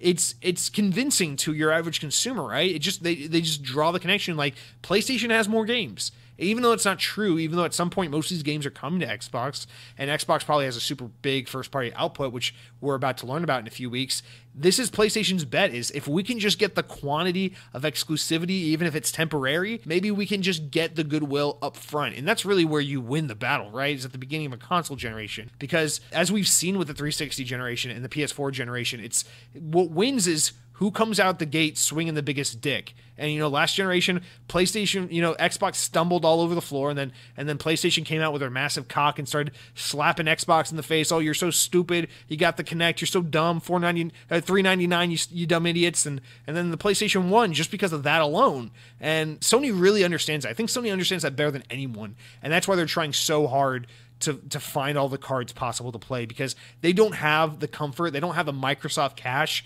to say, well, we're just gonna take a big loss on the PS5 and sell it at a loss and sell units that way. They can't do it because the higher ups at Sony are saying, no, PlayStation's our bread and butter. We need to make money off this box. So find a way to make it profitable, and we'll make up the difference elsewhere. Whereas, Phil Spencer's going up to Papa Satya Nadella and saying, "Hey, Daddy, can we sell this thing at like $400 even though it costs $550 to make?" And he's like, I'm just swimming in all this Office 365 money. Go for it, son. And he's like, "Whippy!" And then we all buy super cheap Xbox Series X's that are way more powerful than the PS5, and who loses at that point? So this is I think this is just the most exciting situation ever, I think, in like the kind of lead up to a console launch, because it's just like these consoles have such massively different approaches to next generation, and there's such like glaring differences in what they offer, and at the end of the day, like, one of these is going to be substantially better than the other. You can laugh all day about how the Xbox One was so lame compared to the PS4, but there really wasn't much of a difference. I get it. It's like PS4 was cheaper, and some games ran at a higher resolution. Some games were like 1080p instead of like 920 and things like that. And I understand those things really hurt Xbox last generation, but that's going to be like small time stuff compared to what's going to happen between the Series X and the PS5. When you're playing Series X and someone's like, "Oh yeah, that game's amazing. Dude, have you played on Series X? Oh, did you play Cyberpunk on Series X? Oh my god, dude." It's like they re-released the game with HD textures, but you just pop the Xbox One game in your Series X and all of a sudden it's a new game. It's fucking amazing, dude. Oh my god, it's such a great game. Oh, that new Halo game, so amazing. Oh my god, it's so affordable. It's so much more powerful than the PS5. Oh my god. Oh, Game Pass? Oh, it's amazing, dude. I don't even buy games anymore. I just pay $10 a month and I get literally all the shit I could ever want to play. It's such an enticing value. Sony's got to be scared, because I think the differences between what PS5 is going to offer and what Series X is going to offer are so, not even necessarily big, but they're such notable differences. They're so polar opposite of each other that it's going to be a more nuanced kind of set of differentiating factors to determine which box is better for which consumer, because it's really not a difference of like, this one's 920p and this one's 1080p and this one's got a camera for an extra $100 that you have to buy and this one has no camera and it's $100 cheaper. It's a lot more nuanced than that. It really is. And I just think it's going to be, I still think definitively PlayStation 5 beats out Series X. I think it's going to sell way more units. I think PlayStation's still going to get the goodwill of the mainstream games media, because games media is so absurdly, obviously biased. And I fought this idea for so long that games media was biased towards PlayStation, because I don't like to be like conspiratorial and be like, oh, well, that's just how it's. I always wanted to give them the benefit of the doubt. That's just how it seems. These people probably just grew up with PlayStation because the brand's been around longer. I don't do this anymore. I don't wipe the asses of IGN and stuff like that. I still like IGN. I still like some of the people that work there. I still like some of these media outlets, but it is so blatantly obvious that like the games media has such a fucking hard erection for the PlayStation brand, and it's so unbelievably biased. I write the script for this podcast every week. I go to IGN.com and I filter the news stories by categories. I can filter out, do I want general gaming news? Do I want PC? Do I want PlayStation, Xbox, or Nintendo? And I go through them all, and the amount of coverage you get on like just Xbox news alone on IGN is so insignificant compared to the amount of PlayStation or Nintendo news. And you can say, well, the Switch is just a more vibrant console that has more going on right now, or PlayStation just gets more clicks. It's like, sure. But then I go over to Windows Central, where I also pull a lot of news from, obviously a Microsoft-centered website that only covers PC, Xbox, Surface, and Windows. And oh my God, they get like 10 times the number of Xbox stories that IGN just misses. IGN's the biggest gaming outlet in the world. How the fuck are they missing all these Xbox stories every week? And it's not just IGN. I don't mean to hold them solely accountable. It's everyone. It's the Kotakus. It's the GameSpots. It's everyone. And it's a lot of the YouTubers. It's a lot of the personalities. Everyone just has such a hard-on for Sony.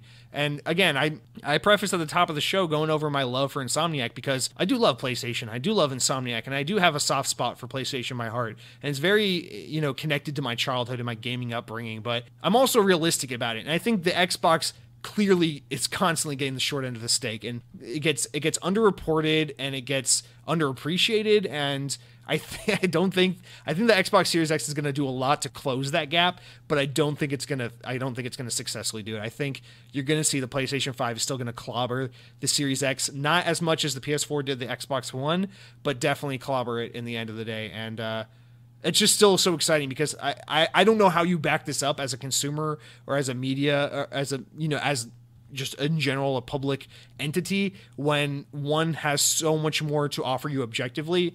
And I think my point that I'm making here, if it sounds a little fanboy, and maybe it is, I don't really care, I think this is going to be really solidified when you see the fucking Series X come out and undercut the PS5 in price. When you see a console that is more powerful than a PlayStation 5 and less expensive than a PlayStation 5 and still sell less, you're going to see exactly the point I'm making. And I don't think Xbox is going to drop the ball on exclusives. I really think they're going to blow us away with the exclusives. And I'm so excited to see what the initiative's working on. Maybe the coalition's got something else. We've got 343, we've got Turn 10, we've got Playground, we've got all these new studios, just so many new teams working on so many games at once. It's going to be a clusterfuck of value coming from Xbox. And I don't know. I don't know why I'm so passionate about running circles around this argument this week, but goddamn, I guess my girlfriend didn't let me out of the house to run around today, and now I'm just burning off energy on the mic, so thank you for bearing with me. We will now move on to another news story now that we're at the 4-hour and 75-minute mark.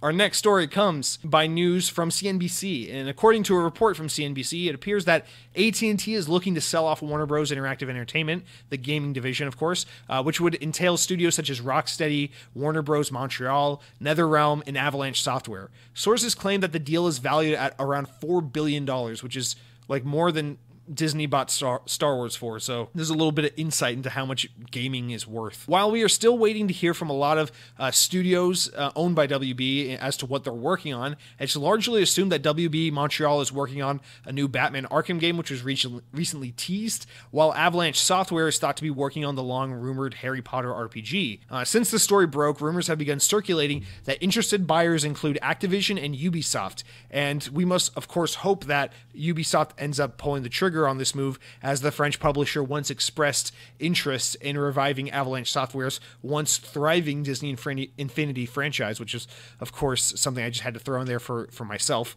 But this story is super crazy, honestly. I don't understand. I don't know the financials of AT&T and WB and how their interactive entertainment division does. I would assume this is one of the more profitable divisions because, remember, NetherRealm makes the Mortal Kombat games. Those games sell like crack when they come out. Rocksteady makes the Batman Arkham games. Those games sell like crack when they come out. Avalanche Software hasn't really done much for them since they've gotten there. They were purchased after Disney folded them. They were revived from Warner Bros. And so we haven't seen too much from them. But like, I mean, we also get like those Lord of the Rings games, and like WB puts out some really profitable games. So this is a very interesting story, just in the fact that I'm surprised that if they're offloading assets, this is something they look for. And I guess maybe it's not because maybe they're looking for short-term cash, and that's got to be my best guess, because you got to think long term. Warner Bros. Interactive Entertainment probably makes them more money.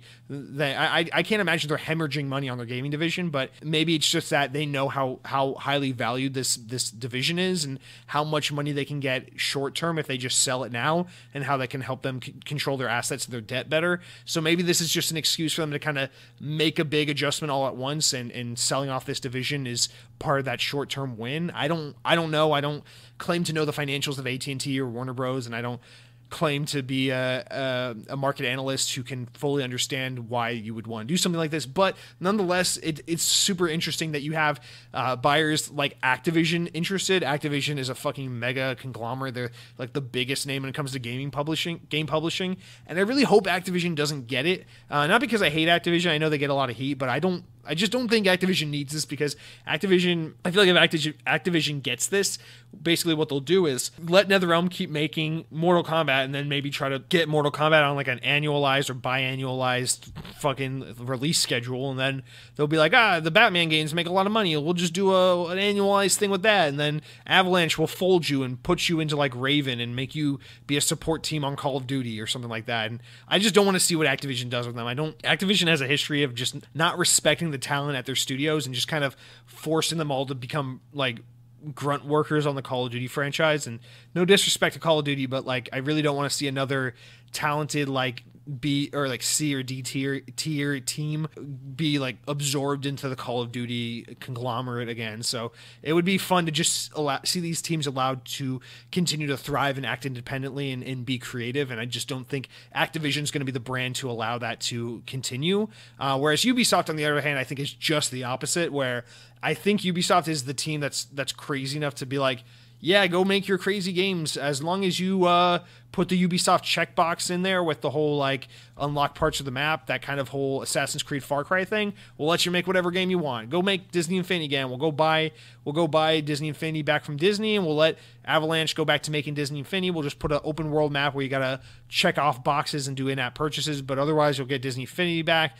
and then we'll let you make a new Mortal Kombat where it's an open world and you gotta unlock towers to open up the map, and then you can have fights, and it'll be just like Assassin's Creed. And I think Ubisoft will at least allow these individual teams to persist and be themselves and make the games they're making, whereas I don't think Activision would allow that to be the case. So I am rooting for Ubisoft, and I really hope this all does come to fruition. But I mean, obviously, I guess best case scenario would be they don't get sold at all and they can continue to do what they're doing. But I mean, who knows? If it's a financially precarious situation for Warner Bros. Interactive Entertainment, maybe it's best that they get sold for the sake of the developers and the teams at stake here. So really weird situation, and I'm excited to hear more of this. I believe the story is absolutely true. I don't think CNBC would be reporting on this if it were all hearsay, but I'm really interested to see where this goes from here. I saw a lot of people, tweeting out like, oh, Phil Spencer. I saw like funny memes like Phil Spencer is like a guy driving crazy in traffic. It's like Phil Spencer on his way to go, negotiate Warner Bros. To get them on Team Xbox. It's like, it's funny and all that, but if you're being serious, if anyone's being serious about this, I don't think this is a good buy for Xbox. I don't know. This is someone like Xbox buying the Warner Bros. Brand. To me, feels like Ubisoft hanging on to like the Tom Clancy IP, where it's just like, that's just such a weird one. It's like, why do you're Xbox, you're Microsoft. You don't need to hang on to like, the Harry Potter and Lord of the Rings and all that shit. Like, just go make your own stuff. You don't need that. I don't personally want to see Microsoft be like, hey, we're the guys. If Sony's going to make Spider-Man, we're going to make Batman. I don't really want to see that become the case. I'd like to see them continue to work on their own original things.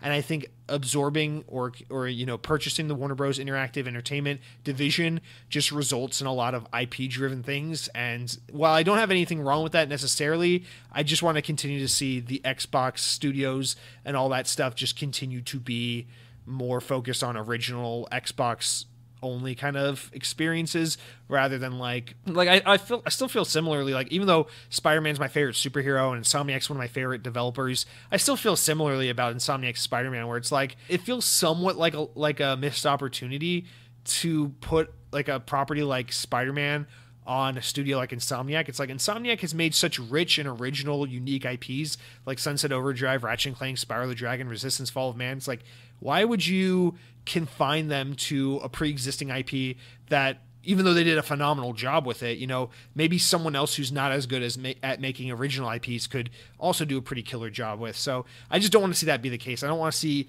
Microsoft's first studio output be like, oh, it's a Batman game or something like that. Just, I don't know.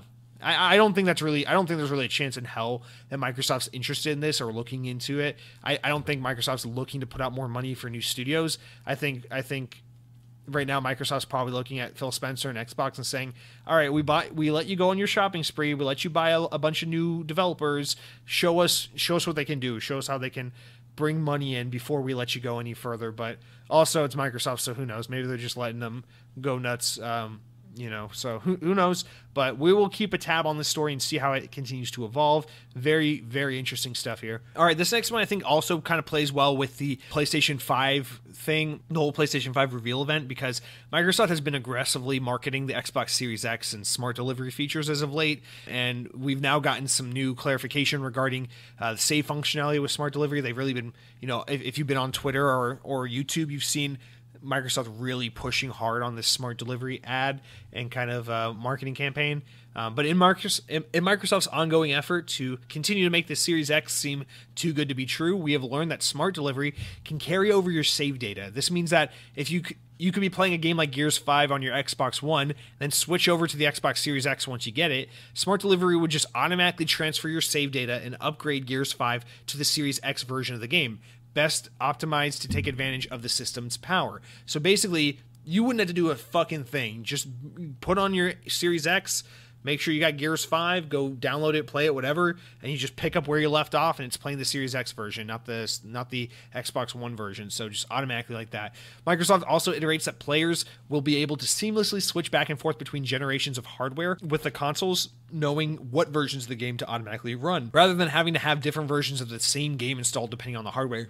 So this is something that I didn't even think about at first, but then felt immediately relieved that Microsoft addressed it, because I'm like, oh, I hadn't thought about that. But if that worked literally any other way, that would have been such a pain in the ass. And it's important to think. It's like, okay, so if you have Gears 5, because obviously you've played on the Xbox One, then you get a Series X and you're like, I'm going to play some Gears 5. You basically boot up Gears 5 on your Series X. It automatically knows to take advantage of the Gears 5 Series X patch, play it, to the best performance of the Series X, but also carry over your save data and just pick up where you left off as if you just put down the controller and picked it back up, no difference at all. And then if for whatever reason you play on the Xbox One again, like for example, if your Series X is in the living room and then you come home and so-and-so's in the living room taking up the TV and you're like, fuck, well, the Series X is in the living room, but I got the Xbox One plugged up in the basement or in my game room or whatever, and then you go into your game room and you play your old Xbox One and you pick up on Gears of War, it just picks up right where you left off. No new file. You don't have to have the Series X and the Xbox One version installed. It's just the same game across two different forms of hardware. The hardware knows which version of the game to be running, how to optimize it, where you left off when you last played, all of that shit. And this is exactly what smart delivery needs to be. This is really good news, because it doesn't seem like, it's not like I'm not wetting my pants and getting all excited just thinking about this, because this is one of those more abstract kind of back-end features that's going to make life easier. It's like a quality of life improvement, it's not really oh my god, this is a selling feature, I can't wait. But it is one of those things where it's if you didn't have this, or if it didn't work this way, you would notice and you would have a worse time enjoying this feature. So this is a really important selling point here, or kind of just, like I said, quality of life feature for those who will use smart delivery, which I assume will be many Xbox Series X owners. So yeah, this, I think what really makes this important more than anything is this is what solidifies smart delivery as a mature and serious feature, is this more PC-like, quality to the game, where again, it's the same thing of if I'm playing whatever the hell I'm playing on my PC on my work laptop when I'm out at the coffee shop, and its resolution is shit, its performance is shit, but hey, I can get the thing to run on my work computer, so why not? I got some time to kill, I'm out in public, I'm going to do it, right? But then you get home and you sit down in your gaming rig to play the same game you were playing earlier at the coffee shop, and your gaming rig is super powerful, and now you got 120 FPS, and you got the FOV sliders and the highest resolution, the 4K, and you got all your stupid Razer gear, so you got your mechanical keyboard and your fancy light up mouse, and you got your headset and you're talking to your friends, and all of a sudden the game's looking and running beautifully. That's what a PC can do. You can just pick up your shit anywhere, thanks to Steam, thanks to Windows, thanks to just what the PC is and what gaming on a PC experience can be like. And this is Xbox saying, we're giving you that experience on Xbox, but it's going to be even better than PC because it has the advantages of home console, which is, on home console, you're not constantly having to go into the system settings and reinstall your drivers and do that bullshit, because the whole convenience of a home console is you sit down on the couch, you click on the game you want, and you play. And this is taking the most convenient advantages of the PC gaming space and the most convenient advantages of the console gaming space and combining them into one and making it so that you don't have to do jack shit, but you're just constantly getting all the best shit constantly delivered directly to you. Nothing you have to do. You don't have to lift a fucking muscle. You just have to have the urge to play the game and then go play the game. And this is really, really important stuff, because this is that kind of stuff that that can make or break a feature like this. You know, if smart delivery was this cumbersome thing of like, oh, but it only works on a very select few titles, and you have to have the Xbox One version and the Series X version downloaded, so it really takes up hard drive space and fucks everything up. And then if you were playing on an Xbox Series X and then you go back to your Xbox One and try to play, the game gets all funny, and then you have to like delete shit, and then you have to like basically restart your save, and it doesn't work properly. This is one of those like Apple moments where like Steve Jobs just goes, it just works, and you get it. It's just one of those things where the best way to find out if this, like, why you love this feature or why this feature is so great is to go use an equivalent feature or lack this feature on another platform and see how much you rely on it and appreciate it on Xbox. And you'll see that when you're playing a backwards compatible PS4 title, one of the very few backwards compatible PS4 titles, and it runs and looks like shit on your PS5, and your SSD isn't doing it any favors because PlayStation doesn't care and doesn't want to optimize your PS4 games for PS5. And that's the kind of opportunity for you to notice why smart delivery is awesome. Or if you're playing PC and then you start getting all those pop-ups because you watch too many naked videos on the internet, and you're like, oh man, why can't this just be easy like my Xbox where I don't get computer viruses from looking at naked people all day? This is what makes Series X original. This is what makes it great. So this is it's one of those features where it makes all the difference, despite the fact I can guarantee you it's going to be a thing Xbox gamers take for granted as soon as they experience it and get comfortable with it. But our next story here in my weird week of news where I seem to be extraordinarily passionate about just Xbox in a more blind than usual manner. Our next one here is that after some brief leaks, EA came out this past week to formally announce Star Wars Squadrons, a new first-person space combat dogfighter. Set place after the events of Return of the Jedi, like pretty much every game EA makes in the Star Wars universe. The story mode alternates between two pilots representing either the New Republic's Vanguard Squadron or the other side representing the Shattered Galactic Empire's Titan Squadron. In multiplayer, teams of 5v5 will take each other in fleet battles or classic dogfights. What really makes this game interesting is that it will only run players $39.99 upon release when it comes to Xbox One on October 2nd. The game will also support cross-play functionality, making it an overly very consumer-friendly package from EA. The game is being developed by Motive Studios, who worked with DICE on 2017's Battlefront 2. This is one of those stories where it's like I felt like it was supposed to be a big news. This was going to be like the big thing about this week, but once I watched the trailer and started really thinking about it, like I couldn't bring myself to be more excited. And kind of to my brother's point, as he commented earlier, like, you know, what do you make of this? I'm not personally super crazy about this game, but what do you think about EA putting this game out towards the end of their license with Disney?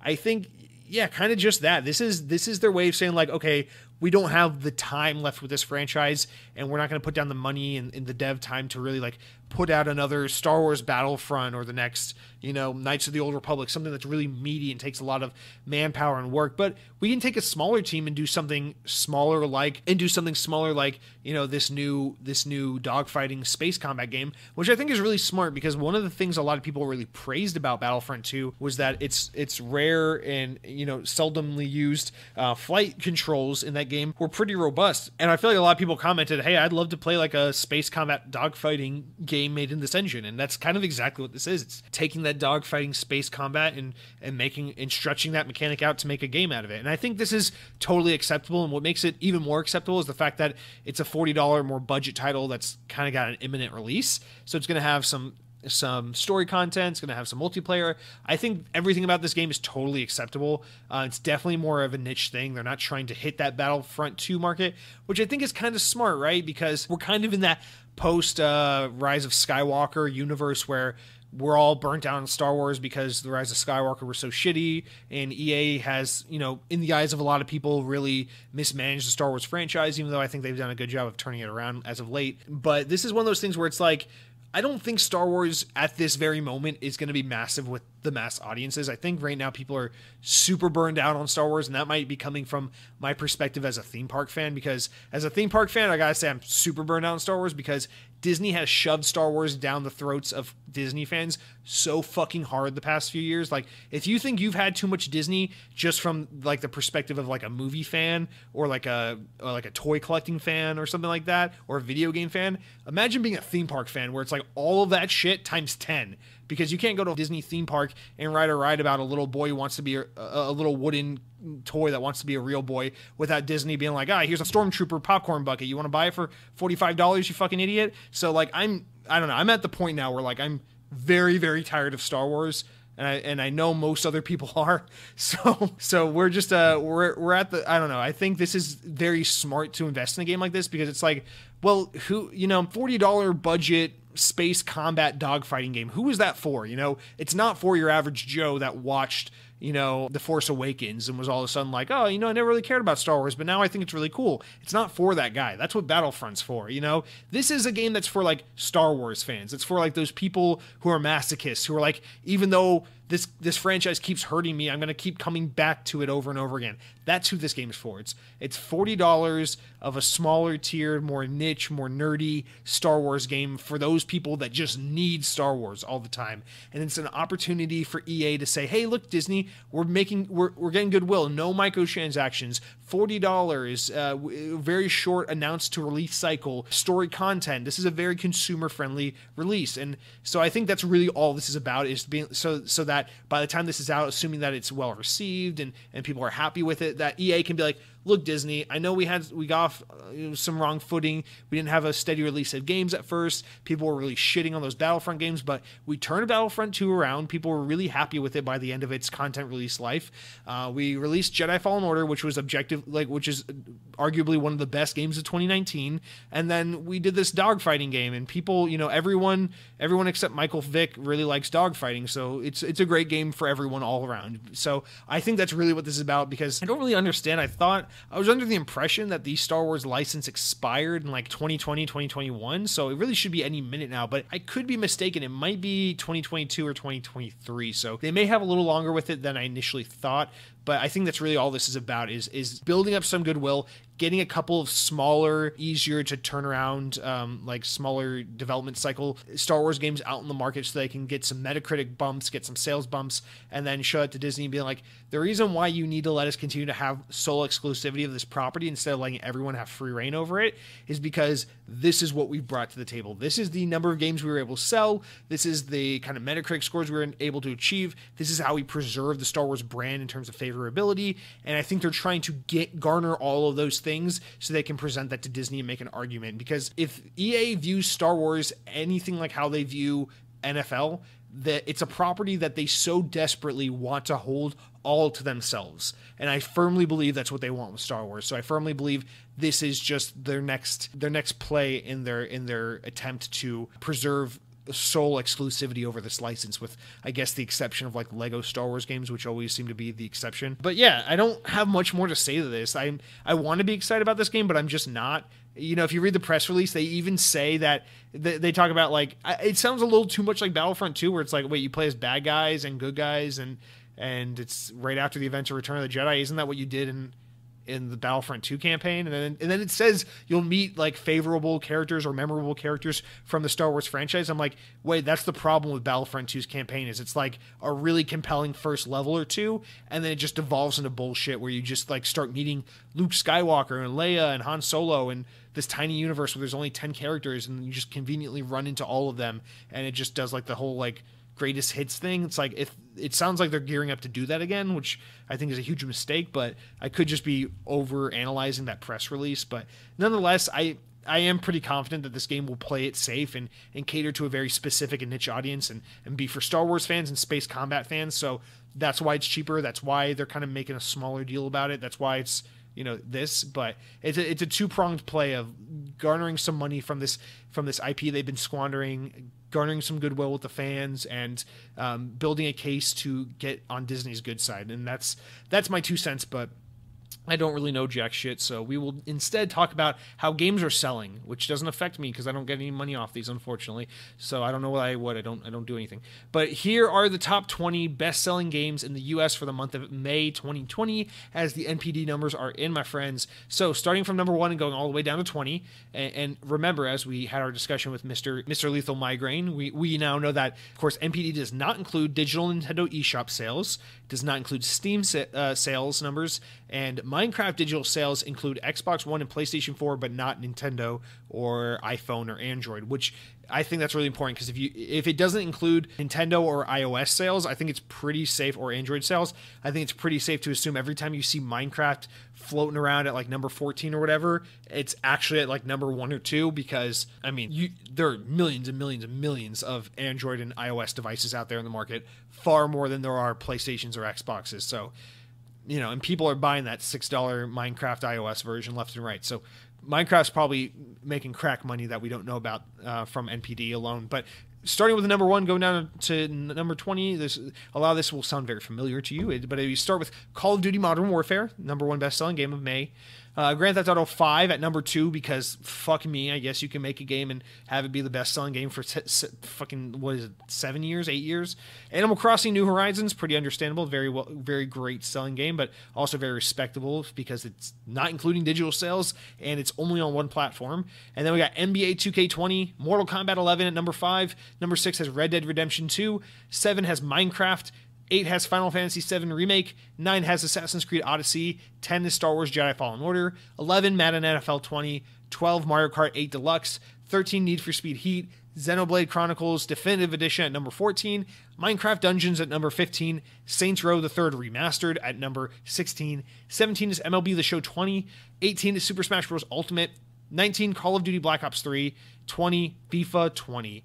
This is really important because, really, I mean, I'm not going to get into the whole, like, Call of Duty, Grand Theft Auto, Minecraft shit, because that stuff's just, you know, it's the same conversation every month. I don't want to tread too much familiar territory, but this is the part that blows my mind, is Minecraft Dungeons, which, you know, you don't expect it to light the world on fire the way the original Minecraft did, but Minecraft Dungeons, which you expect to sell pretty well just because it's Minecraft, hits the number 15 spot, okay? So that does not include Switch sales digitally. It just includes physical Switch, digital and physical PS4, and digital and physical Xbox.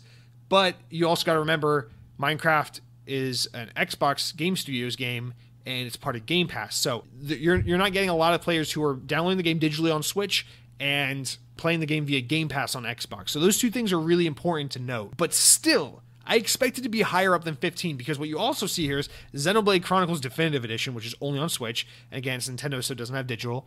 Mario Kart 8 Deluxe, only on Switch, and doesn't include digital, and super fucking old. And Animal Crossing New Horizons, which is only on Switch, and we don't have digital numbers, are all way, like, a little higher to significantly higher on the list than Minecraft Dungeons, which is just mind-blowing. So I understand it's like, we don't know to the extent that Game Pass is really affecting Xbox sales. It could be quite dramatic, and I assume it is on Xbox, but still, like, between PlayStation and Switch alone, you expect Minecraft Dungeons to at least be in the top 10. But 15, that's like, what the fuck, man? It's just amazing that a game like Xenoblade Chronicles, a game where you play as a little anime boy with a sword with Swiss cheese holes in it that goes around talking to demons with little boobies that shake, is selling more units than, like, the most family-friendly, fun and frantic dungeon crawler set in the Minecraft universe. That is why I cry at night. This is why I fucking hope that I never have a child, because I don't want to bring a child into this monstrosity of a world we live in. Because we live in a world where a game like Minecraft Dungeons, that's so inoffensive and so charming and so fun for all, can sell worse across 4 platforms, I forgot PC, than Xenoblade Chronicles Definitive Edition, a game where you portray a young Japanese boy attempting to get stronger so that you can prove yourself worthy while you fight your way through hordes of characters shaped like body parts and women that speak in ultra high-pitched voices and shake their butts around in quote-unquote armor suits that somehow still shows way too much cleavage to really protect their bodies. Just want to put that in perspective. This is pathetic and really hard, disheartening. But we will try to move on. We will try to survive. Would you like to know the top 10 best-selling Xbox One games for the month of May? Maybe that'll make you feel a little better since there's no Xenoblade. But we got even more predictable. We got Call of Duty Modern Warfare, Grand Theft Auto 5, Assassin's Creed Origin, Minecraft Dungeons at number 4, Mortal Kombat 11, Star Wars Jedi Fallen Order, NBA 2K20 at 7, Saints Row the Third Remastered at 8, Madden NFL 20 at 9, and at 10 we got Call of Duty Modern Warfare 2 Remastered. So Minecraft Dungeons 4, this offers some more insight because it's number 4 on Xbox despite Game Pass, but it's number 15 on overall despite Game Pass not being represented and Nintendo digital sales not being represented. That means between PlayStation 5 digital and physical, and then digital and physical on Xbox, digital on PC, and physical on Switch, we're still not even cracking the top 10. But yet we can get Xenoblade's Swiss Cheese Chronicles of Big Boobies beating it out on Nintendo Switch physical sales alone. I just want you to know there's a place in hell for each and every one of us. Our next story here, Lord Save Us All, for Square Enix have announced Kingdom Hearts Melody of Memory, a rhythm game coming to Xbox One and other platforms later in 2020. It looks like a regular rhythm game, but not really because it features the characters you love from Disney, clashed together with some of the weebiest, most weeb-ass fuckboy shit as they run along a strip of musical road, slashing and spellcasting their way through the music of Disney you once loved, but now made unpure and unsafe. A trailer exists, but I recommend you stay away from it. In fact, I recommend you just forget I even say anything at all. I don't want to talk about this story, but Kingdom Hearts is getting a little melody rhythm game. I want to put this in the stories that aren't too big for a big story, but I feel like it's too notable to not put here. People really love Kingdom Hearts, and rhythm games are fun. Maybe this will be the first Kingdom Hearts game I like, because I actually like some of the Kingdom Hearts music for all the shitting on the franchise I do. I don't like a lot of the lyrics because it makes no fucking sense, but there are a lot of pretty songs in the Kingdom Hearts universe, and I don't know. I don't really feel comfortable knowing that Winnie the Pooh is going to be wielding a sword, running around a musical highway, hacking and slashing his way to the beats of the Kingdom Hearts 2 OST, but this is the world we live in, where Winnie the Pooh can wield a sword and anime boys can swing their swords at fake boobies and sell better than Minecraft. So our next story, I just don't even know what to say about it. Our next story here is that the June 2020 Xbox One update is here, and with it comes some notable changes. In a press release from Microsoft, they outlined the big 3 categories receiving changes for this month's update. And I should preface, this is the final news story of the week, so hang on if you're wondering why the story won't end. So first off, we got the home update. In June, they say that the June update adds overlays to the My Game tiles in My Games and Apps. Home and the guide button make it easier to tell at a glance where you have your game. This release will support games on Xbox Game Pass, Xbox Live Gold, and EA Access subscriptions. So this will make it easier for you to be like, oh, do I have that game through Games with Gold? Did I buy it? Is it Game Pass? Is it an EA Access game?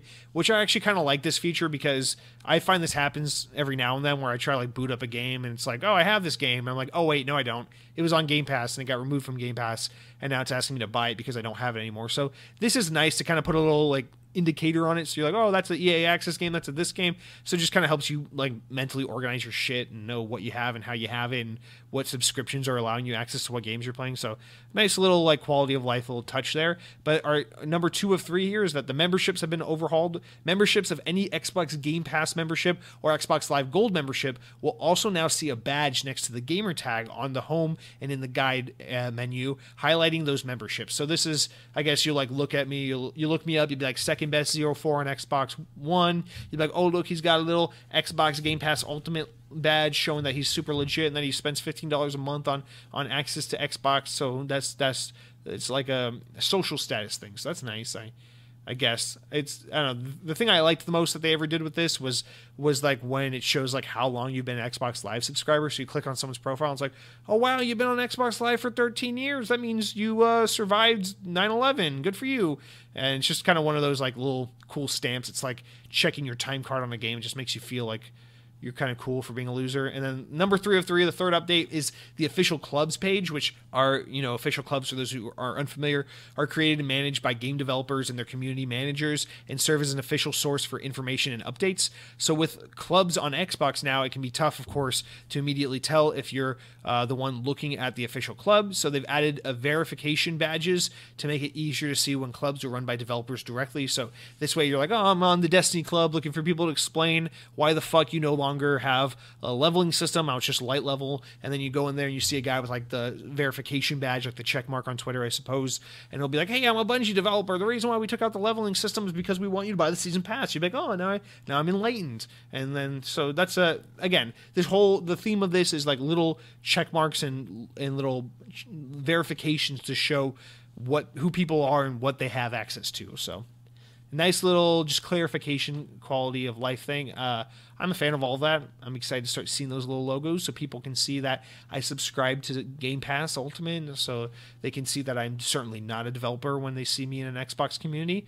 But that's going to do it for all of our news this week. We will now jump into the important news stories. Stories important enough to make the podcast, but not important enough to warrant their own discussion, of which we have a handful, so let's just shit through them. We've got number 1, Capcom shared news this week that its long-running horror franchise Resident Evil has surpassed 100 million copies sold, a major milestone for the series, and this comes right off the back of the release of Resident Evil 3 Remake, which has already sold over 2 million copies in its first 2 weeks of release, as well as the announcement of its next major Resident Evil game, Resident Evil Village, which will be coming to Xbox Series X and PS5 at a undisclosed time, probably next year. PAX has announced that it will replace PAX West and PAX Australia live events this year with PAX Online, an all-new digital virtual event. PAX Online will take place September 12th through 20th and will be free to attend. Next up, we've got that IGN reports Planet Coaster Console Edition will launch on Xbox Series X during holiday 2020. It will arrive for Xbox One on the same day. Next, we've got that extending through June 22nd, the grounded test flight will be available for accepted Xbox insiders at the Xbox Insider Hub and Steam clients as part of the Steam Game Festival as a single-player demo. Grounded will enter Xbox Game Preview and with Xbox Game Pass Ultimate and Steam Early Access on July 28th, 2020. IGN reports that Remedy Games have announced via Twitter that Control will officially be coming to PS5 and Xbox Series X. With no release date or further details being discussed, it's safe to say the enhanced visuals and performance are likely the things that will be added to the game, which is exciting. That means I can play all my DLC for Control on the Series X. First-person parkour slasher game Ghost Runner is now officially confirmed for Xbox One and will release sometime in 2020. Developer Red Barrels have announced that Outlast Trials will be coming to Xbox platforms in 2021. The game will be set in a Cold War era setting. Xbox have announced the Xbox Family Settings app, available now in preview. On Android and iOS, which make it easy to manage family settings from anywhere. The app allows for parental controls options like screen time limits, content filters, play and communication settings, and activity reports. Microsoft Bing is now available for Xbox as a standalone app that is currently in preview. The interface has been optimized to take advantage of the Xbox One. The app is currently available now in the US. This one I thought I'd just throw in there just because I saw it right before I started recording, but in honor of Pride Week, Microsoft's always been a big kind of advocator of Pride Month. Did I say Pride Week? I meant Pride Month. But Microsoft's always been a big advocator of Pride Month. They've actually always done shit. This isn't, I don't know, it's always seemed a little more genuine with Microsoft just because they were one of the ones kind of doing it before it was cool, so to speak. So I don't know. This really has nothing to do with Pride Month. Well, I guess it kind of does, but I'm bringing this up to say that they've released an Xbox Pride 2020 t-shirt that's available on the Microsoft Store online. And I'm mostly telling you this because it's a really cool looking shirt, not even because, I should be telling you because we should be in support of Pride Month, but I'm really telling you it for more selfish reasons that I just think the shirt's really cool. So it's just a white t-shirt with the Xbox logo, but instead of like the silver Xbox circle with the X in it, it's like all rainbow colors, but it's not like the generic Pride colors. It's like, it all looks like just random streaks of like blotchy colors that are all interconnected and kind of unrelated, and they're random like shapes and patterns, and it looks just kind of like finger paint scratch marks. And I don't know, I actually think it just looks cool from like kind of like a quirky like street art perspective, and less of like, just like it has a social statement, which of course it does, but I just think it's a cool shirt. You might want to look out for it if you're looking for cool Xbox merch. It's $25 on the store. I would buy it, except for the fact that it's only sold in white, and even though I think it looks really good in white, my sweaty ass armpits will surely stain the shirt in no time flat, or I'll get like some fucking pizza stains on it. So I have learned from experience not to buy white t-shirts as much as I like white t-shirts. But if it weren't for that, if I could buy the shirt in black or something, I would. It's a cool shirt. So maybe you'd be interested in that. But our last one here, our last little quick one, is that according to Xbox, the following titles have been scheduled to be leaving Xbox Game Pass in the near future. And they are as follows: Metro Exodus, ACA Neo Geo Metal Slug X, Life is Strange the Complete Season, Neo Chrome, RIP, Shadow Tactics Blades of the Shogun, SteamWorld Dig 2, and The Flame in the Flood. So sayonara to all those games, and that is going to do it for all of our news this week. Thank you for bearing through the longest episode of Xbox On. I don't know why this is the longest episode. I don't know what has fueled me. I don't know. It sounds like I fucking like snorted some cocaine and I'm on some high, but I promise I'm straight edge for life, and I'm just unusually excited about Xbox. It's this recording this podcast, I guess, is the bright spot in my otherwise kind of dull week. So here we are talking about Xbox for 2 hours, but now I will go into our age-old tradition. The Xbox Wire has posted the new game releases of the week, unlike last week when they totally forgot to do that. So we will continue our tradition of going over the new game releases and assuming what the game is solely based on the title of the game, the release date, and the accompanying screenshot, singular screenshot of the game. So our first game this week is called Desperados 3, which is Spanish for Despacito, which is a song for those of you who are uneducated. So this is probably a rhythm game, but unlike Kingdom Hearts, this game is set in the Wild West. So it's about cowboys dancing and singing along. So I see some cowboys, I see some pack mules, I see some adobo,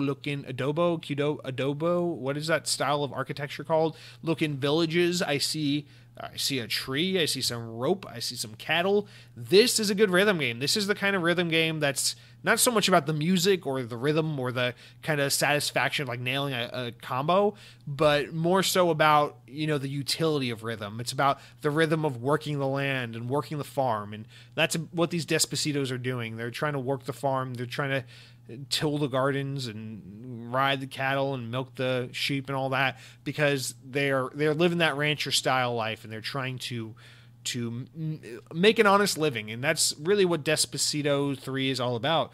Our next game here is called The Colt Canyon, which is really hard to see, not only because it's like 4-bit, but because it's also in like a sepia tone. So it looks like a map of like Minnesota or something from I don't know, maybe it's Minnesota.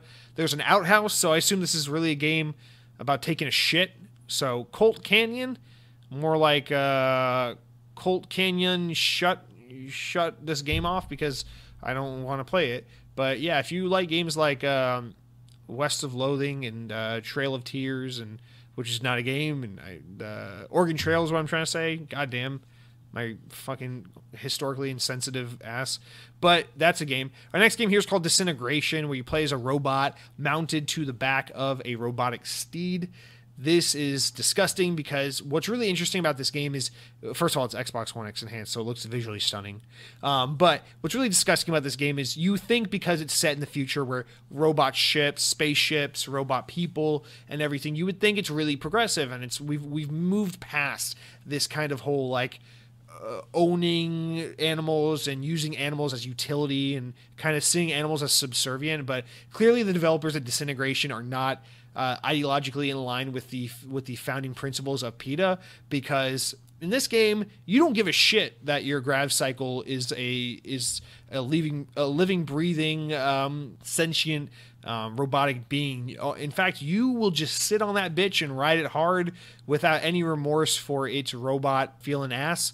And that's really what Disintegration is all about. It's all about disintegrating our humanity into still seeing ourselves, those with human figures and those with human articulation, as superior to those with horse-like or mammal or four-legged mammal creatures. So I know it's a robot. I know it's a floating gravity motorcycle thing, but it still has feelings. It still has rights to be loved and to be free. That's just fucked up. That, you know, I expect better from the people who made Halo. I expect some more respect for the PETA community circa 2099. So it's really unfortunate to know that, at least through their vision of the future, we're still going to be owning horses and kind of enslaving them as we do today, because I would really love to see a world where horses are equal, where a man can marry a horse and a horse can be treated with respect, and we won't use derogatory terms like horsing around or beating a dead horse or beaten off and things like that. But unfortunately, the developers of Disintegration have no respect for our fellow horse. So that's what that game is. You can play it if you're a piece of shit, but I know you're not, so I know you're not going to play it. Our next game here is called Radio Squid, which is really interesting because there's no radios in this game after all. I do see a squid. I do see a musical symbol. I do see a Zelda-looking dungeon, and the problem is I don't see what this has to do with the radio. I don't know if the developers are smart enough to understand what a radio is, but there's a difference between a musical symbol and a radio. A radio is a thing that plays musical symbols, and a musical symbol is a thing that comes from radio. So these things are not mutually exclusive. You can have musical symbols emitting from other musically related instruments. So, for example, I could play a piano and musical symbols would emit from it. I can play a radio and musical symbols would emit from it. I can play a MacBook running GarageBand and musical symbols would emit from it. But musical symbols are not necessarily radios, if that makes sense. You know how they say a rectangle is a square, but not all squares are rectangles. So I just need the developers of Radio Squid to explain to me why they have such a great comprehension of what a squid is, a creature that lives deep in the ocean, far from humanity, but they don't know what a fucking radio is, something that we see all the time at our local Radio Shack. So this is just beyond me that we can't comprehend a radio, but we know what squids look like. So that's a stupid game for stupid people, so I'm sure you all play it because everyone but me is stupid, apparently. And then our next game is called Session, period. So this is a game, if you were one to be easily fooled, you would think this is a skateboarding game. And I guess it is, but the problem with this game is it's really low. The camera's stupid low. So the camera is facing from the ground looking up at the skater. So the skater's performing an awesome grind trick, and that's fantastic for him. But for some fucking reason, the camera is looking up at him, so you can't actually get proper perspective. So if you're trying to land the jump, you can't fucking do it because the camera is facing upwards. So you can see the top of the building, the top of the skater, the sky, but you don't see the ground. So I guess this Session is a skateboarding game where you try to skate without seeing the ground. So this is like the floor is lava, I guess, for skateboarding or some shit like that. It's a really stupid idea for a game. I understand you want to set yourself apart from Tony Hawk, but I don't think the way to do that is to eliminate the ground view camera setting for the player. But I like, who am I? I guess, maybe I'm wrong. The game is Xbox enhanced, Xbox One X enhanced, so possibly those enhancements will allow you to see things that will negate the need for seeing where your skateboard is in regards to the ground. But I just can't possibly fathom a skateboarding game where you don't see where your skateboard or where the ground is, but you just see like from the waist up. This is a very stupid game. The theme of this week's episode in these games is everyone is stupid but me. Our next game here is called Timberman Versus. This is actually an awesome game because you play as a very heavy set sumo wrestler with a pickaxe, or not a pickaxe, a wood chopping axe, and you are chopping trees. I think that's a fucking awesome game, and I have nothing to say about that. This is, in fact, I want to correct something I said. I'm not even sure this is a sumo wrestler. This could be just a very, very large infant child. This could be just a child who consumed a lot of breast milk and simply is large, and I think that's pretty awesome. Our next game here is called Waking. It comes out on June 18th.